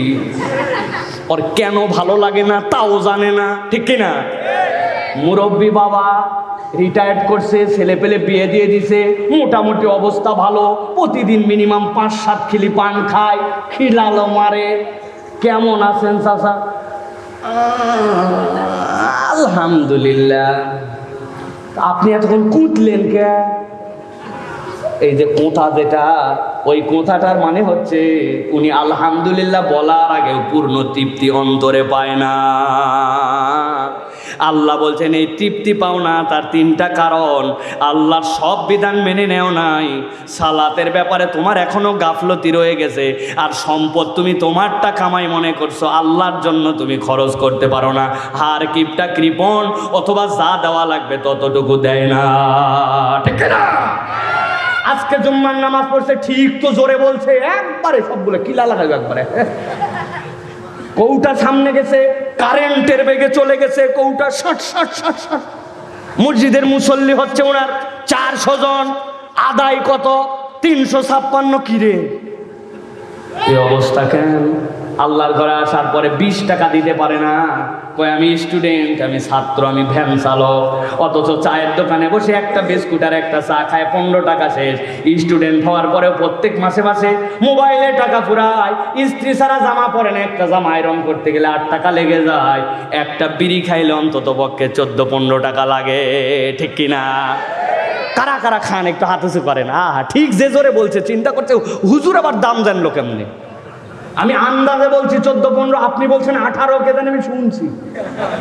ওরে সালু, কিন্তু আল্লাহর ঘরে যাওয়ার পরে 10টা টাকা বের হয় না। আজকে যারা যারা কৌটা সামনে দিয়ে চলে গেছে, কিন্তু স্টুডেন্টের অজুহাত দিয়া, এলাকার অজুহাত দিয়া, আমি ইমাম সাহেব, আমি মুয়াজ্জিন সাহেব, আমি কমিটির লোক, আমি অবসরপ্রাপ্ত, এই জন্য মসজিদে যারা যারা আজকে টাকা দেন নাই তারা তারা হাত তোলেন। আপনারা মসজিদে টাকা দেন নাই, কৌটার সামনে চলে গেছে, টাকা বাদ দিয়ে বার করছেন না। আল্লাহ আপনাদেরকে রহম করুক। এরকম পাক্কা ইমানদার আল্লাহ হাত নামা ভাই, এতক্ষণ তুলিস না, লোকজন কাল্লা তুলে ব্যাখ্যা করে দেখবে কেডা এটা। প্রিয় ভাইয়েরা, এই জন্য আমি বললাম এই 3টা বিষয় ভালো করে মনে রাখবেন। আপনার সামনে যদি দানের কোনো সুযোগ আসে তাহলে মিস করা যাবে না। ইমাম সাহেব বলে দেয় সামনে দিয়ে এখন মসজিদের দান বাক্স যাবে, ইমাম সাহেব 10 টাকা আগে দেয় না। ইমাম যদি না দিয়ে শুরু করে তাহলে কেমনে ওইখানে মসজিদের মধ্যে বরকত হবে? ইমাম মুয়াজ্জিন চিন্তা করছে আমরা বেতনভুক্ত, দান করবি মুসল্লিরা, আমাদের দান লাগে নাকি? ছাত্ররা চিন্তা করছে আমরা স্টুডেন্ট মানুষ, বাসে উঠে হাফ ভাড়া দেয়, আল্লাহর ঘরে আবার কি ফুল ফিরি। খবরদার। এই জন্য আল্লাহ বলতেছেন এই বোধ তোমাকে কে শিখাবে? ওয়ামিম্মা রাযাকনাহুম ইউনফিকুন। বান্দা তুই নিজে কামাই করিস নাই, তোর মানি ব্যাগে আছে মানে মনে করিস না এটা তোর কামাই। তোর রব্বুল আলামিন তোকে এই রিজিক দিয়েছেন, ওই রিজিক থেকে তোকে খরচ করতে হবে। বান্দা যদি এই 3 গুণে গুণান্বিত হয়, আল্লাহ বলছেন তার দিলের মধ্যে সে একটা আনন্দ খুঁজে পাবে। সুবহানাল্লাহ। তুমি ছাত্র মানুষ ভাই, আমি তোমাকে বলতে চাই তোমার জন্য আল্লাহ রাব্বুল আমিন যে ক্যাপাসিটি দিয়েছেন, আল্লাহকে যদি খুঁজে না পাও, একটা গাডার নিবা, গাডার, টাকা বান্ধা গাডার, মা বোনদের চুল বান্ধা গাডার, ওই গাডার নিয়ে 3টা নখ একটু বাইন্ধে ফেলবা, মজবুত করে এই 3 নখ কষা বান্ধন দিবে, দেওয়ার পরে পরীক্ষা দিতে চলে যাও। আল্লাহর দেওয়া হাত এই 3 নখ ব্যবহার করলাম না, দেখি তো তুই কেমনে লেখিস আর পান্তা ভাত কেমনে তুলে খাস। বিরাট বড় অশান্তি, ঠিক না? এখন ইসলাম যে মাদকাসক্তের জন্য আইন দিছে, ওই আইন যদি একবার পাশ হয়ে যায় তাহলে ওই হিন্দুর বাচ্চাটাও সেখান থেকে রেহাই পেয়ে যাবে। সমাজে কেবল মুসলমান ভালো থাকবে না, হিন্দুরাও ভালো থাকতে বাধ্য, ঠিক না? এর উল্টাটাও তো আমরা বাংলাদেশে দেখি। পরিবর্তনের বাংলাদেশের শপথ আমরা মনে করেছিলাম, কিন্তু এখানে 11-12 বছরের ছোট্ট ছোট্ট কিশোরী, তাদেরকে পর্যন্ত আমরা দেখেছি গাজীপুরে 1 দিন 2 দিন 3 দিন পর্যন্ত নরপিশাচরা তাদেরকে আটকায় রেখে বর্বরচিত আচরণ করেছে। সেই বাংলাদেশ আমরা পরিবর্তন দেখতে চাই, কিন্তু হাজার আইন দিয়ে, হাজার কঠোরতা দিয়ে ওই বাংলাদেশে পরিবর্তন করা যায় নাই। এটাই প্রমাণ করে এই বাংলাদেশে যতদিন পর্যন্ত শরিয়া কায়েম না হবে, আল্লাহর দেওয়া বিধান কায়েম না হবে, যারা এরকম অন্যায় করবে তাদেরকে দৃষ্টান্তমূলক কোরআনের আইন অনুযায়ী স্টেডিয়ামের মধ্যে নিয়ে পাথর নিক্ষেপ করে লোককে ডেকে ভিডিও করে দেখানো না হবে, এই আযাব না দেওয়া পর্যন্ত আপনার ভক্ষচক্র আইন দিয়ে বাংলাদেশ পরিবর্তন হতে পারে না, ঠিক না? এই জন্য প্রিয় ভাইয়েরা, আমরা বলবো আল্লাহর আইনকে পছন্দ করে নেন। আল্লাহর আইন যদি পছন্দ না করি তাহলে আপনি আমি ধানাই পানাইওয়ালা মুসলমান হব, মনে করবো 100%, কিন্তু আসলে হয়ে যাব কত %? এই জন্য আমরা বলতে চাই প্রচলিত আইন যেটা আছে সেখানে ওইগুলার দৃষ্টান্তমূলক বিচার হোক। যারা এরকম করতেছে এই সমাজের কালপ্রিট, তাদেরকে ধরে রিয়ালি একটা দৃষ্টান্ত উপস্থাপন করা হোক। আমরা আমাদের সমাজে যে সকল অন্যায় দেখেছি, 1 বছর 2 বছর নয়, 52 বছরে দেশ পার হয়ে গেছে, বহু আমরা ইজম দেখেছি, বহু শাসন দেখেছি। আমরা আগামীর বাংলাদেশে ইসলামের বাংলাদেশ দেখতে চাই, ঠিক না? আপনার মুসলমান রেডি আছেন তো? আপনারা রেডি আছেন তো? আপনারা খবরদার, টোটা ফাটা কোনো কারণে ঈমান বেচা যাবে না। ভালো মানুষ যেখানে, আল্লাহর আইনের পক্ষের লোক যেখানে, আগামীর বাংলাদেশকে সুন্দর বানাতে চাই যারা, তাদের পক্ষে আমরা, ঠিক কিনা? আল্লাহ আমাদেরকে বোঝার তৌফিক দান করেন। তাহলে কারণ বলে ফেলছি কয়টা? 3টা। বাকি আছে কয়টা? এইটা আগামী বছর দাওয়াত পাইলে এইটা ইনশাল্লাহ ক্লিয়ার করে দেওয়া হবে না? আগামী 5 বছর আসার এখানে আমার সুযোগ নাই, এই হিসাবে আজকে আপনারা না শুনতে চাইলেও মাইল কালাক শোনাই দিয়ে যাবো। কি মনে করছেন এত তাড়াতাড়ি ছাড়বো নাকি আপনার? হারা রায় তার একজন আইছে। প্রিয় ভাইয়েরা, সংক্ষেপ কথা, আমার শেষের দিকে চলে আসছি। 1 নম্বরে বলেছি পথের দিশা পেতে আপনাকে কোরআন লাগবে। 2 নম্বরে বলেছি জীবনের উদ্দেশ্য বুঝতে হলে কোরআন লাগবে। 3 নম্বর পয়েন্টটা দীর্ঘ করে ফেলেছি, সত্যতা এবং সততার অনুভব হৃদের জীবনে চাইলে কোরআন লাগবে। 4 নম্বরে কোনো ব্যক্তি যদি তার রবের পরিচয় জানতে চায় তাহলে কোরআন ছাড়া পরিচয় জানার উপায় নাই। ইব্রাহিম আলাইহিস সালাম শুয়েছিলেন, রাত্রেবেলা চাঁদ উঠেছে, বলছেন এইটাই হবে আমার রব। সকালবেলা সূর্য উঠেছে, বলছেন চাঁদের থেকে তো এইটা বড়, এটাই আমার রব। এরপরে সূর্য যখন ডুবে গেছে তিনি দেখলেন সবই দেখলাম, চাঁদ দেখলাম, তারা দেখলাম, উঠলো ডুবে গেল, আমি বুঝে ফেললাম এইগুলো একটাও আমার রব নয়। আমার রব হচ্ছেন যিনি এইগুলাকে তোলেন এবং ডুবান, যিনি এইগুলার স্রষ্টা। আল্লাহ বলছেন ও দুনিয়ার মানুষ, তোর রবের পরিচয় জানার মানে কি? তুই তো মায়ের পেটের থেকে ঈমান নিয়ে আসছিস, তুই তো মুসলমান দাবিদার। রবের পরিচয় মানে আল্লাহর প্রতি আপনার এমন ভালোবাসা সৃষ্টি হওয়া যে আপনাকে ফোর্স করা লাগবে না, আপনার দিল তখন আল্লাহর দিকে রুজু হয়ে যাবে। সুবহানাল্লাহ। আল্লাহ কোরআনুল কারীমের মধ্যে বলছেন সূরা নাম 115 নম্বর আয়াতের মধ্যে, ওয়া তাম্মাত কালিমাতু রাব্বিকা সিদকান ওয়া আদলা লা মুবাদদিলা লিকালিমাতিহি ওয়া হুয়াস সামিউল আলীম।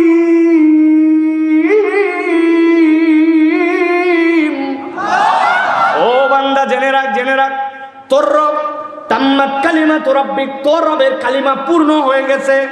সিদকান ওয়া আদলা, তোর রব হচ্ছে সর্বোচ্চ সত্য, সর্বোচ্চ আদালত।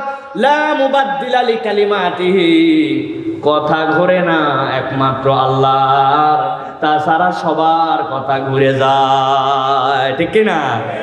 এত বড় ইশতেহার দিছে আপনাকে, হ্যান করেঙ্গা ত্যান করেঙ্গা। ওই ইশতেহার যদি বাস্তবায়ন হতো তাহলে বাংলাদেশের রাস্তাঘাট ঘর দুয়ার সবগুলা সোনা দিয়া 2 বার মোড়ানো হয়ে যেত। কিন্তু উনার ইশতেহার দেওয়ার পরে উনি এত ব্যস্ত, লিডারকে আর এলাকায় দেখা যায় না। উনি ঢাকায় থাকে, ব্যাংক ডাকাতি করে, উনি ঢাকায় থাকে, বিদেশে বাড়ি করে। এলাকার লোকের ভাগ্য পরিবর্তন হয় না, আবার এলাকার লোকের লাত্তি খায়া অনেক সময় এদেশ থেকে অন্য দেশেও যাওয়া লাগে। আসেনি ভাই? আপনাদের এলাকার গুলাও গেছেনি ভাই? ভালো করে খেয়াল করেন, ঠান্ডা মাথায় বোঝেন আল্লাহ রাব্বুল আমিন রবের পরিচয় কেন বলতেছেন। আপনি যখন আপনার রবকে চিনে ফেলবেন, যিনি আমার খালিক, যিনি আমার মালিক, এইটা যদি একবার অনুভব করে ফেলেন আপনার ভিতরটা অন্যরকম হবে। আমি অনেক সময় উদাহরণ দেই, দীর্ঘ হচ্ছে আপনাদের কাছে, তারপরে ছোট্ট একটা উদাহরণ দেই। আল্লাহ রাব্বুল আমিন কোরআনে বলছেন আলাম নাজআল লাহু আইনাইন ওয়া লিসানান ওয়া শাফাতাইন ওয়া হাদাইনাহুন নাজদাইন।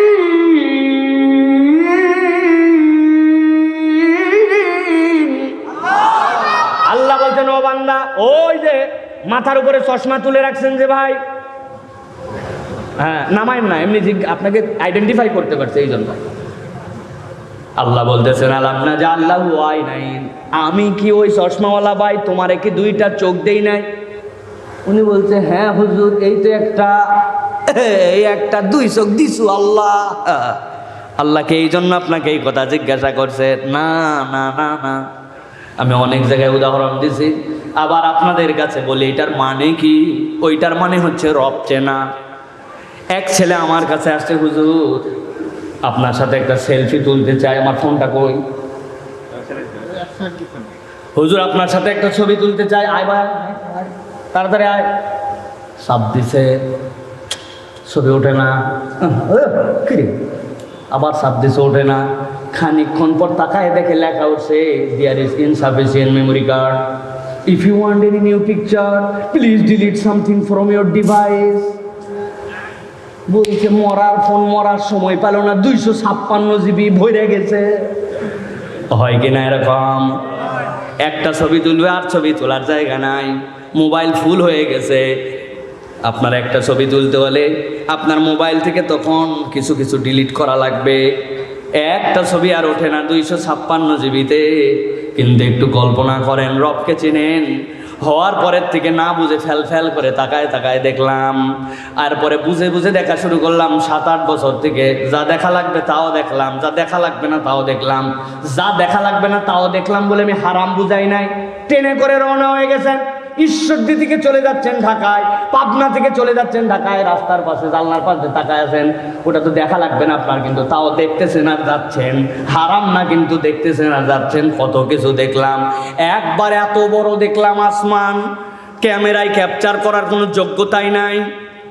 কিন্তু আপনাদের পাবনায় কি এরকম কোনো মেসেজ আসছে নাকি? হঠাৎ করে একজন মুরব্বী একদিন সকালবেলা দেখে তারে কে জানি বলতেছে, হ্যাপি বার্থডে টু ইউ চাচা, today you 70 years old, your brain's memory is already full.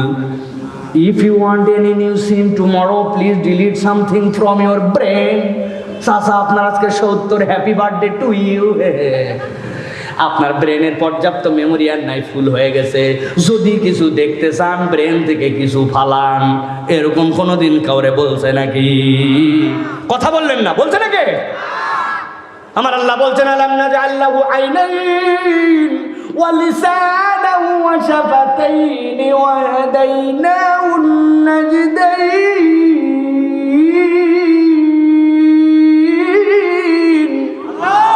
ও বান্দারে, আমি তোরে 2টা চোখ দিলাম, তার মানে এইটা আমার ডান চোখ, এইটা আমার বাম চোখ, এইটা বলার জন্য আল্লাহ চোখ দেন নাই। বান্দা একবার কল্পনা করে দেখ, এই চোখের রেজুলেশন কত, এই চোখের পাওয়ার কত।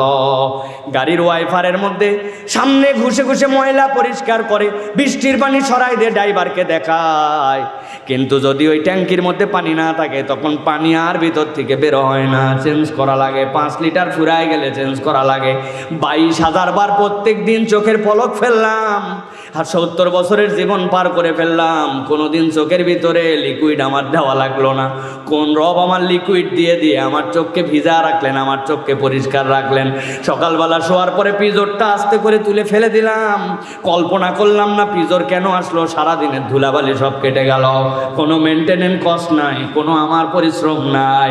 আমার আল্লাহ বলছেন, ও বান্দা, এই রবের পরিচয় যখন বান্দা চিনে ফেলে, ওই চোখের হক আদায় করে তখন, ওই মুখের হক আদায় করে তখন, ওই হাতের হক আদায় করে তখন, আল্লাহকে না চিনলে দিল থেকে হক আদায় করা যায় না, ঠিক না? এই জন্য আমার আল্লাহ রাব্বুল আমিন বলছেন, এই কোরআন তোমাকে রব চিনাবে, এই কোরআন তোমাকে বারবার জিজ্ঞাসা করবে, ফাবি আইয়ি আলাই রাব্বিকুমা তুকাযিবান। এত কিছু জানার পরেও তোর রবের কোন কোন নিয়ামত অস্বীকার করবে, এই কোরআন তোকে শিখাবে। এই জন্য আপনার আমার প্রয়োজন, এই কোরআনের সাথে সম্পৃক্ত হওয়ার প্রয়োজন আছে। এইটা গেল 4। আজকের শেষ পয়েন্ট, আজকের শেষ আলোচনা, ভালো করে খেয়াল করেন। আল্লাহ বলছেন, ও বান্দা, রবকেও চিনলি, জীবনের সততার অনুভবও জানলি, তোর জীবনের উদ্দেশ্য কি সেটা অনুভব করলি, তোর জন্য পথের দিশা যে এইটাও বুঝলি। কিন্তু এখন আমি আল্লাহ তোকে জানাই দিতে চাই, কোরআনের সাথে যদি জড়িত না হোস, তোর আলটিমেট ডেস্টিনেশন কোথায়, তোর জীবনের পরিণতিটা কি, এইটা বুঝতে না পারলে তোর জন্য বড় বিপদ। যেই মানুষ জীবনের পরিণতি জানে না, ওই মানুষের দ্বারা দুনিয়ায় সব করা সম্ভব। ভালো করে খেয়াল করেন, একটা লোক 5টা মানুষকে গুলি করে মেরে ফেলছে। আমেরিকার কোর্টে তার বিচার হয়েছে, 121 বছরের জেল। খারাপ বিচার ভাই? 121 বছর জেল দেওয়ার কারণে যেই 5 জন মানুষ মারে ফেলছিল, ওরা এমন শান্তি পাইছে যে আমার বাপ মরছে, তাই কি 121 বছর, আমি খুশি। তাই না না না না, অথবা ধরেন তাকে বলে দিল ফাঁসি কাস্টে ঝুলাই হত্যা করে ফেলা হবে। এখন ফাঁসি কাস্টে ঝুলাইছে, একজন না হয় বলল আমার বাপের বদলে বাপ পাইছে, আরো 4 জন, আর কারো স্বামী, কারো ফুপা, কারো খালু, কারো চাচা মারা গেছে, যে বাকি 4 জনের বিচার কই? এই বিচার কে করতে পারে? কোন জায়গায়? পরকালে। পরকালে আল্লাহ বলছেন বান্দা কেবল জীবনের দিশা পাইলেই হবে না, রবকে চিনলেই হবে না, তোর আলটিমেট ডেস্টিনেশন কোথায় এইটা কোরআন তোকে এমনভাবে হৃদয় ঢুকায় দিবে, প্রত্যেকটা ধাপ ফেলার আগে বান্দা তোকে ভাবা লাগবে। ঘরের মধ্যে কেউ নাই, আমি সেই জায়গায় হারামটা দেখতেছি, আমার ওই হারাম চোখ আমার আল্লাহর দেওয়া, অক্সিজেনটা আল্লাহর দেওয়া, আমার হাত দিয়ে যে ধরে আছে ওইটুকু আল্লাহর দেওয়া, রিজিক কামাই করে যে নেট ভরছি ওই নেটটুকু আমার আল্লাহর দেওয়া রিজিক থেকে আমি নিয়েছি। দুনিয়ার ইথার, দুনিয়ার ব্যবহার করতেছি, বায়ুমণ্ডল, কেউ আমাকে না দেখুক, একদিন সব হিসাব বের হবে, ওই দিন তো আমার বিচারের সামনে যেতে হবে। এই বোধ যদি বান্দার মধ্যে বারবার জাগ্রত হয়, বুঝে থাকলে বলেন তো ওই বান্দার গুনাহ করার সময় টেনশন হবে কিনা? হবে কিনা? এই দেশে আমি থাকবো না, ইটালিতে আমার বাড়ি, কানাডায় আমার বাড়ি, আমেরিকার ব্যাংকে আমার টাকা, কিন্তু টাকা হচ্ছে আমাদের জনগণের, ঠিক কিনা? পালায় চলে গেছে, যাওয়ার পরে বড় ফিরি আছে, বিরাট আনন্দে ফুর্তিতে ঘুরতেছে, কিন্তু একবার যদি ভাবে টাকা হারাম, জনগণের টাকা, পৃথিবীর যেই ব্যাংকেই থাকুক টাকা নিয়ে কবরে যাওয়া যাবে না, যেই দেশে থাকুক মৃত্যু চলে আসবে, কবরে আমাকে চলে যেতে হবে, এই বোধ যদি তার মধ্যে জাগ্রত হয়, ওই বান্দাটা 2 বার ভাববে বেইনসাফ করার জন্য, টাকা মেরে খাওয়ার জন্য। ওই বান্দার হৃদয়ের মধ্যে জাগরুক ভাবটা আসতে পারে কিনা? এটা দিলাম ভূমিকা। এবার চলেন জীবনের পরিণতি বোঝার জন্য আল্লাহ কোরআনে কি বলছেন। আল্লাহ কোরআনুল কারীমের বলতে বলছেন, ইন্না হাযাল কুরআনা ইয়াহদি লিল্লাতী হিয়া আকওয়াম ওয়া ইউবাশশিরুল মুমিনিনা সলিহাত। ঈমান এনে যারা চুপচাপ বসেছিল না, নেক কাজ করেছে, আন্না লাহুম আজরান কাবীরা, আমি রব্বুল আমিন তাদের জন্য জানায় দিলাম, আমি তাদের জন্য মহা মহা উজরত রেখেছি, বিশাল বড় তার জন্য প্রতিদান রেখেছি। সুবহানাল্লাহ। একটু জোরে বলবেন না ভাই, একটু দিল থেকে বলবেন না, মোহাব্বতের সাথে আরেকবার বলবেন না। বিনা কারণে এত জোরে সুবহানাল্লাহ বলাই নাই।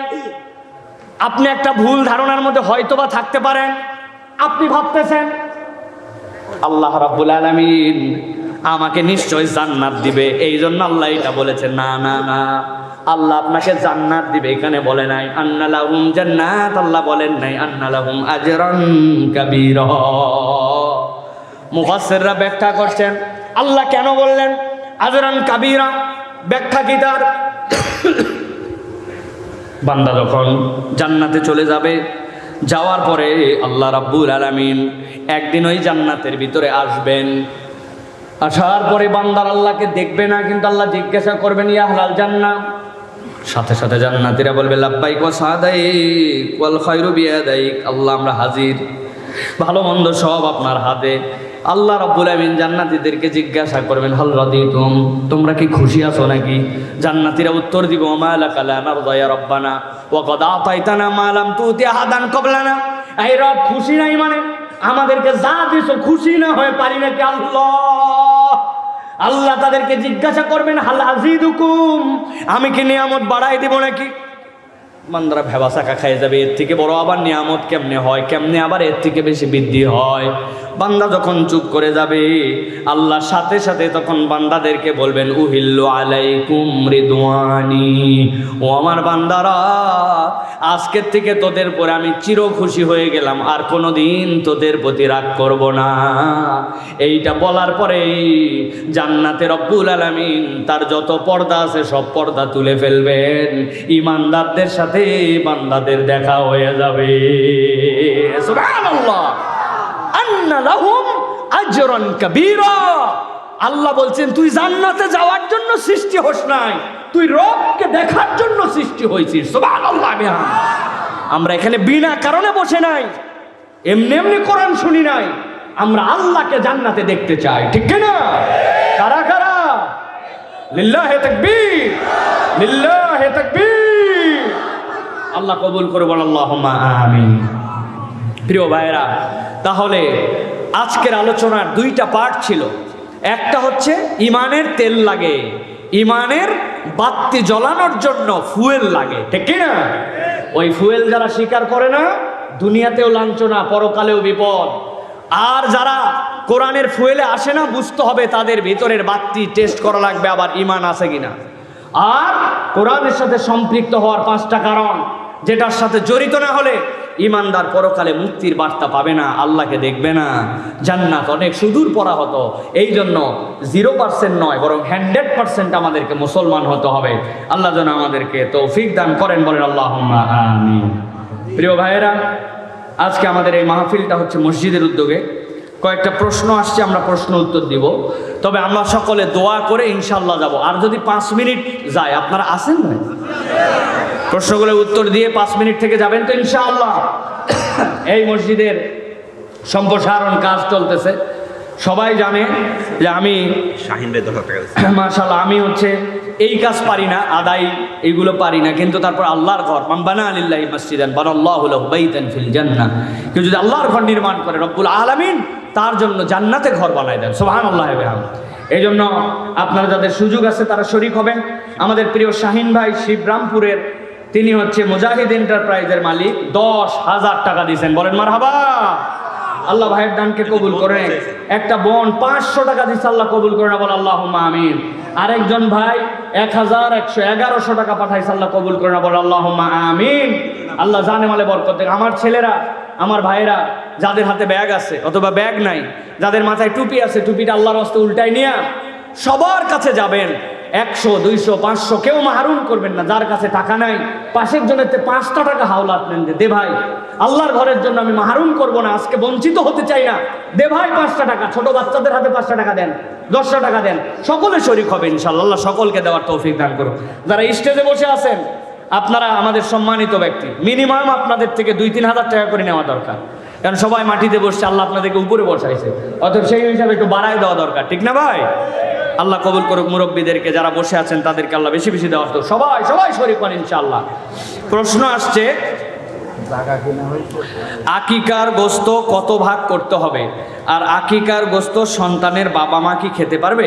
প্রিয় ভাইয়েরা, যখন কোনো সন্তান ভূমিষ্ঠ হয়, ওই সন্তান ভূমিষ্ঠ হলে যদি ছেলে সন্তান হয়, নবী করিম সাল্লাল্লাহু আলাইহি ওয়াসাল্লামের সুন্নত হচ্ছে আক্কার নবী সাল্লাল্লাহু আলাইহি ওয়াসাল্লাম আল কাবাশাইন লিল হাসান ওয়াল হুসাইন, হাসান হুসাইনের পক্ষ থেকে নবীজি 2টা কাটান দেওয়া ভেড়া কুরবানি দিয়েছিলেন আকিকার উদ্দেশ্যে। সেটা 7ম দিনে, যেই দিন বাচ্চা হয়, ধরেন রবিবারে হয়েছে, পরের শনিবার, সোমবারে হয়েছে, পরের রবিবার, 7 দিনের দিনে এইটা আপনাকে আকিকা দিতে হবে। আকিকার গোস্ত কোনো ভাগ করার কোনো বিধান নাই। আপনি পুরাটা খেয়ে ফেলতে পারেন, পুরাটা হাদিয়া দিতে পারেন, পুরাটা জাল দিতে পারেন, বাবা মা তো 100% খেতেই পারবে, কোনো সমস্যা নাই। সুতরাং এটা ভাগ করতে হবে, অমুক ভাগ অমুকের, তমুক ভাগ তমুকের, এরকম কোনো বিধান নাই। পুরাটা খেয়ে ফেলতে পারেন, পুরাটা দান করে দিতে পারেন, কোনো সমস্যা নাই। পিতামাতাও খেতে পারবে, শরীয়ত এখানে কোনো বাধা দেয় নাই। হুজুর, আমি একজন হিন্দু, আমাকে আল্লাহ হেদায়েত দিয়েছেন, এখন আমি নামাজ পড়ি, কিন্তু ফ্যামিলির মানুষ, আমার আব্বা আম্মা নামাজ পড়তে না করে, এখন আমার করণীয় কি? আপনার আব্বা আম্মার প্রতি আমরা কৃতজ্ঞ, আপনি মুসলমান হয়েছেন জানার পরেও আপনাকে তারা ফ্যামিলিতে রাখতে দিছে, এরকম পরিবার খুব কমই আছে। এখন আপনার দায়িত্ব হচ্ছে, মুসলমানের দায়িত্ব হচ্ছে, মুসলমান হওয়ার পরে সে ওই পর্যন্ত বাপ মায়ের নির্দেশনা মানতে পারবে যে পর্যন্ত আল্লাহর নির্দেশনা ভায়োলেট না হয়। আল্লাহর নির্দেশনার ভায়োলেশন যদি হয়, তাহলে বাপ মার নির্দেশনা মানার সুযোগ নাই। আল্লাহ বলছেন তোমার জন্য পিতামাতার আনুগত্য করাও ফরজ, সালাতও ফরজ, কিন্তু তোমার জন্য সালাত আগে ফরজ। সেই হিসেবে আপনার আব্বা আম্মা বাধা দিলেও আপনি সালাত বাদ দিতে পারবেন না, আপনাকে সালাত আদায় করতে হবে। হয়তো ঘরে পড়বেন না, মসজিদে পড়বেন, সেখানে চুপচাপ পড়বেন, তাদের থেকে আড়ালে পড়ার চেষ্টা করবেন, তাদেরকে হেদায়েতের জন্য আপনি ব্যবস্থা গ্রহণ করবেন, দোয়া করবেন, বুদ্ধি করবেন, কৌশল করবেন, কিন্তু সালাত বাদ দেওয়ার কোনো সুযোগ নাই। নবী আলাইহিস সালাম বলেছেন, একজন ঈমানদার আর একজন কাফেরের মধ্যে পার্থক্যের নাম কি? সালাত। তাহলে আপনার পার্থক্য যেটা দিয়ে হয়েছে ওইটা আপনি বাদ দিতে পারবেন। আমরা দোয়া করি আল্লাহ আপনাকে ইমানের উপরে রাখেন, আপনার বাবা মাকেও আল্লাহ হেদায়েত দান করেন। শেখ, আমি আমার মায়ের অমতে বিয়ে করেছি, এখন মা কান্নাকাটি করে আমাকে অভিশাপ দেয়, বলে জীবনে সুখী হতে পারবি না। এখন তাহলে কি আমি সুখী হতে পারবো না?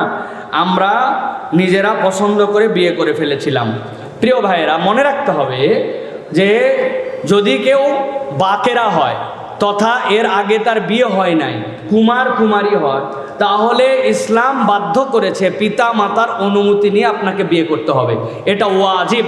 বাপ মা আপনার অলির পরামর্শ নিয়ে আপনাকে বিয়ে করতে হবে, নচেত অনেক ফোকাহায়ে কেরামের মতো আপনার বিয়েই হবে না। কিন্তু ইমাম আজম রহমতুল্লাহ আলাইহি বলেছেন, যেহেতু এই অনুমতি নেওয়া, অভিভাবকত্ব মানা এটা ওয়াজিব, আর ইজাব আর কবুলটা হচ্ছে ফরজ, তাহলে অনুমতি ছাড়াও যদি ইজাব আর কবুল করে ফেলে তাহলে একটা কবিরা গুনাহ হবে, কিন্তু তার বিয়ে হয়ে গেছে, তাহলে তার বিয়ে বৈধ। কিন্তু এই বিয়েগুলি যদি বাবা মা এরকম বলেন, তাহলে সেই ক্ষেত্রে বাবা মার কাছে ক্ষমা চাইতে হবে, যেমনি মাপ নিতে পারেন তেমনি মাপ নিয়ে বাবা মাকে রাজি খুশি করায় আপনাকে দোয়া নিতে হবে। তবে আছে এই জায়গায়, তবেটা খুব সাংঘাতিক। বাপ মা জানে প্রেম প্রীত করে, জিয়ে বিয়ে পাশে, তাতে কোনো আপত্তি করে না, কিন্তু ওরা গুনার থেকে বাঁচার জন্য যেই না বিয়ে করতে গেছে, সেই বাপ মা দেখবেন খুবই করা, যা করছিস করছিস, কিন্তু আমার অনুমতি ছাড়া বিয়ে করলি কেন? মানে গুনাহ করা বৈধ, বিয়ে করা অবৈধ। সন্তান বিয়ের উপযুক্ত, উনার বিয়ে দিবে না, কিন্তু উনি জানে উনি শয়তানি বাদরামি করে, তখন কোনো অভিশাপ নাই, কিছু নাই, ছেলে পেলে মানুষ বয়সকালে এরকম করেই, কিন্তু উনার বিয়ে করা দরকার। উনি নিজের ইমানের কারণে বিয়ে করছে, আমরা জেনায় পরিচিত হয়ে যাব, আমরা এখান থেকে বাঁচি, তখন বাপ মা ওরে করা তখন অভিশাপ দিচ্ছে। তারপরেও তো বাপ মা, এই হিসাবে আপনি এটা কোনোভাবে অ্যালাউ করতে পারবেন না। তার কাছে ক্ষমা চাবেন, মাপ চাবেন, তবে মনে রাখবেন আল্লাহ রাব্বুল আলামিন হচ্ছে এহসানকারী। অতএব রব্বুল আলামিন বুঝেন বান্দার মনের অবস্থা। আল্লাহ যদি কবুল করে নিত, তা আমরা ছোটবেলায় আমাদের বাপ মা খেলতে না দেওয়ার কারণে নানান অজুহাতে বাপ মার বিপক্ষে আমরা যা বদদোয়া করছি, আব্বা পুকুরে যেতে মানা করছে, বিকেলে খেলতে মানা করছে, কইছে বাপ মরে না কেন? আল্লাহ যদি এই কথা শুনতো তো শেষ, ঠিক কিনা? ঠিক আল্লাহ পিতামাতার ক্ষেত্রেও সেটা দেখবেন। তবে আপনার টার্গেট হবে বাপ মাকে সন্তুষ্ট করা, যেভাবে হোক সেভাবে আপনার রাজি করে ফেলানো। আল্লাহ আপনাকে সহজ করে দেবে। মাশাআল্লাহ মনি ভাই, মাশাআল্লাহ মনি ভাই, 1000 টাকা বলেন মারহাবা। জি, যারা বাকি লেখাই দিবেন এখানে লেখাই দিয়ে যাবেন। আর একটা প্রশ্ন আছে, 95% মুসলমানের দেশে মুসলিম মেয়েকে ধর্ষণ করে, কিন্তু এই দেশে ধর্ষকের বিচার হয় না কেন? এর জন্য কারা দায়ী? প্রথম কথা হচ্ছে আমরা দায়ী। কারা দায়ী? যেই আইনে পারফেক্ট বিচার হয় ওই আইনের পক্ষে আমরা 100% নাই, তাহলে আল্লাহর আইন যেন বাস্তবায়িত হয়, তাহলে আমরাও দায়ী। দ্বিতীয় কথা হচ্ছে, যারা প্রশাসনে, যারা দায়িত্বশীল, তারা সব কিছুতে বলে দৃষ্টান্তমূলক বিচার হবে, কিন্তু আমরা জীবনে কোনো দৃষ্টান্ত দেখি নাই, ঠিক কিনা? কত দেশ অচল হয়ে গেল। আসমান কি নামে একটা মেয়ে বাংলাদেশে, হ্যাঁ আসিয়া, কই আসিয়ার বিচার? আসিয়া হারায় গেছে। দেশে গার্মেন্টসের মধ্যে বিল্ডিং এ আগুন লেগে বিল্ডিং পুড়ে একদিন শেষ হয়ে গেছে। আপনারা জানেন কিনা বাংলাদেশে ওই বাইক অবৈধ যেই বাইক পুলিশের হাতে নাই। মানে আপনার বাইকের গতি হচ্ছে 500 কিলোমিটার, তাহলে পুলিশের হাতে বাইক থাকতে হবে 501 কিলোমিটার, তবেই কেবল ওই বাইক, ওই মোটরসাইকেল অনুমোদন হবে। কেননা যদি অপরাধ করে তাকে দাবড়ায় ধরতে হবে। তো তা আমার বক্তব্য হচ্ছে, এইটা যদি বাইকের ক্ষেত্রে আইন হয়, তাহলে যেই বিল্ডিংয়ে আগুন ধরলে ওই পর্যন্ত ফায়ার ব্রিগেড পৌঁছাতে পারবে। যদি পৌঁছাতে না পারে তাহলে ওই বিল্ডিং অত উপরে যায় কেন? ওই বিল্ডিং করারও তো নিয়ম হওয়ার কথা না, ঠিক কিনা? দেশে কোটি কোটি টাকা অন্যদিকে চলে যায়। আমার অগ্নি নির্বাপন ব্যবস্থা আমি করতে পারি না, আমরা বিশেষ ট্রাইব্যুনাল করে এই ধর্ষকের বিচার করতে পারি না। এই জন্য এই ধর্ষকওয়ালারা বিভিন্ন আশকারা পায়। ইসলামী আইনে যদি আগামী 7 দিনের মধ্যে ধর্ষণ কেসের 100টা মামলা পরীক্ষামূলকভাবে, যেরকম আপনারা পাইলট প্রজেক্টে ধান লাগান, ভুট্টা লাগান, নতুন যদি কোনো বীজ আসে তাহলে ওই বীজের জন্য আপনারা রসুন পেঁয়াজ লাগান, যাতে সবাই ক্ষতিগ্রস্ত না হয়। আগে প্রজেক্টটা দেখা যাক, ভালো রেজাল্ট আসছে, মাঠের সবাই তখন সেটা আবাদ করছে। আমরা বলবো 1টা কেস, 2টা কেস, 10টা কেস, 7 দিনের কেস ইসলামী শরিয়া অনুযায়ী বিচার করে দেখেন, এই বাংলাদেশে ধর্ষণের হার 50% কমে যাবে, ঠিক কিনা? আপনি ওইটাও করবেন না, আবার ঠিকঠাক মতো বিচারও করবেন না, তাহলে দোষ তো সকলেরই আছে। তারপরেও বলবো এই সকল কেসকে আমলে নিয়ে আলাদা ট্রাইব্যুনাল করে দ্রুত বিচার করে এর ফায়সালা করা হোক, আমরা এইটা দেখতে চাই, ঠিক কিনা? এস এ আব্দুল্লাহ ভাই, এস আই আব্দুল্লাহ ভাই, মাশাআল্লাহ, আল্লাহ ভাইকে কবুল করেন।